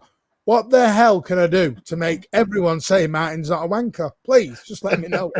Just not going to happen, Martin. It's simple as that. Exactly, it's not. Yeah, get over there, AndySavageOnlineStores.com. Amazing products. Yeah. And I'm going to have a meeting with Fee because Pat's just annoying and just no. Pat is very ill. I'm going to have a meeting with Fee at some point, sort out some merch for the channel. Yeah, brilliant. Nice. Because I have had a t-shirt from Fee and it is amazing quality. Honestly, you will not be disappointed. It is an amazing, amazing quality. Do you want to plug it, Fee? By all means, jump ahead. Come on. Yeah, why not? I'll put it in the chat as well, but it's my t-shirt shop is on Instagram and I've got my own website and it's gilmertees.com. But I'll put it in the comments if anyone wants to check it out. I've got some good bits on there. Yeah, we'll just add, I've got a couple of t-shirts from there and they're brilliant. Absolutely superb quality. Yes, and that is a great message, by the way. Mental health does matter as well. It so does. Never suffer in silence. Honestly, thank you for that, FIFA and Andy, for that amazing message. Because it is. You shouldn't suffer in silence. Speak with someone. Honestly, and all of us here and everyone, we are one community, one family. We will have a chat with you all. Will you stop with the fireworks? He's like a kid who's found the bloody cookie jar, isn't he? He's getting ready for Brighton. He's getting ready for Brighton. He's got his jazz hands out. Yay. Just to let you know, we are only 421 live subscribers away from the big 5K, where there will be a huge giveaway of 2 home tickets, of course, to availability, and a shirt of your choice. Is it in the Tunnel Club? No. Why not? What channel do you think you're on, Tone? That's tomorrow's show, mate. LB does Tunnel Club. I'm more the Mancunian way. We're sort of at the bottom. We sneak you under the barrier. That's how we get you into the ground. We throw you over the wall. You don't even get a ticket here. You get a leg up. No. Do you now? That's back in Brighton. No. That's a something else up. Anyway, thank you all for joining us. Fee, honestly, we're over the international break. Tone, do you want to explain it? Sorry. No, he's just, right. Next week, a brand new show is starting. I don't know what day because I'm totally lost. No, hang on. I thought we said about the 25th, didn't we? I thought we 25th. We put it back. That's not next week. No, it's 25th. We'll talk about it next week. So you panicked me then. I can't keep up. Your head's in Brighton. That's your problem. It really is. But yeah, we're going to start out the next 2 weeks. We're going to start getting Faye, Kelster, and a few others on who want to come and join in. I think there was, by the way, if you are new, hope you've enjoyed it. Get in touch with us. I apologize if I've ignored people on Twitter. I have had a day off. I will get back to you either tonight or tomorrow. I promise you. There will be no post-match Saturday. We will do a post-match on Sunday. I will say this. The Mancunian way is going on big up, starting from this Monday. What I'm going to do on Sunday night, there is going to be a mega push to big up. I'm going to put the links in and everything else. It's very different to YouTube because until I've set the stream up, I can't plug it anywhere because it's not something you will find unless we tell you to go and find it, because you need to sign in with an email and a password that you create. You've got to create a free account and come to us. So there'll be no trolls, no dickheads, no idiots in the chat because they've literally got to follow us to get there. And on Monday, we will do a proper tactical analysis breakdown with all the gadgets and the gadgets. And Ozzy has seen it. You know how amazing it is, don't you, Ozzy? It is pretty good, to be fair. So I look forward to seeing it in action properly. We are not leaving YouTube, FIFA. We will still do everything that we are doing right now on YouTube. We are adding 2 additional shows on another platform in a more analytical viewpoint. Don't know why you're doing that. But it will be said, we'll just see how it goes. We'll see how it goes. Whether they like us and we like them, and etc. But we are not leaving YouTube. We are not changing anything about YouTube. You are not losing any shows. All the post matches, panels will still be on YouTube. The only thing that is getting added to Big Up is an analytical viewpoint like they do on Sky Sports and all that. We've literally got a direct link with Opta to go in to do all this with. So it's more, if you're into your stats and like all your arrows and your curly circles and all that, that's where we're going to go. Curly whirlies. Rich will be pleased. Section, I'm not even answering that. I don't know how you've even got there.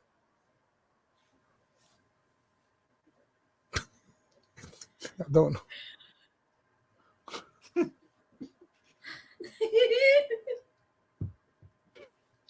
And on that note, we'll see you all Sunday night for the post-match of the Mancunian way. We will be back on YouTube Sunday night. Keep an eye out. Have a great evening. Smash the likes. And we'll see you all very, very soon.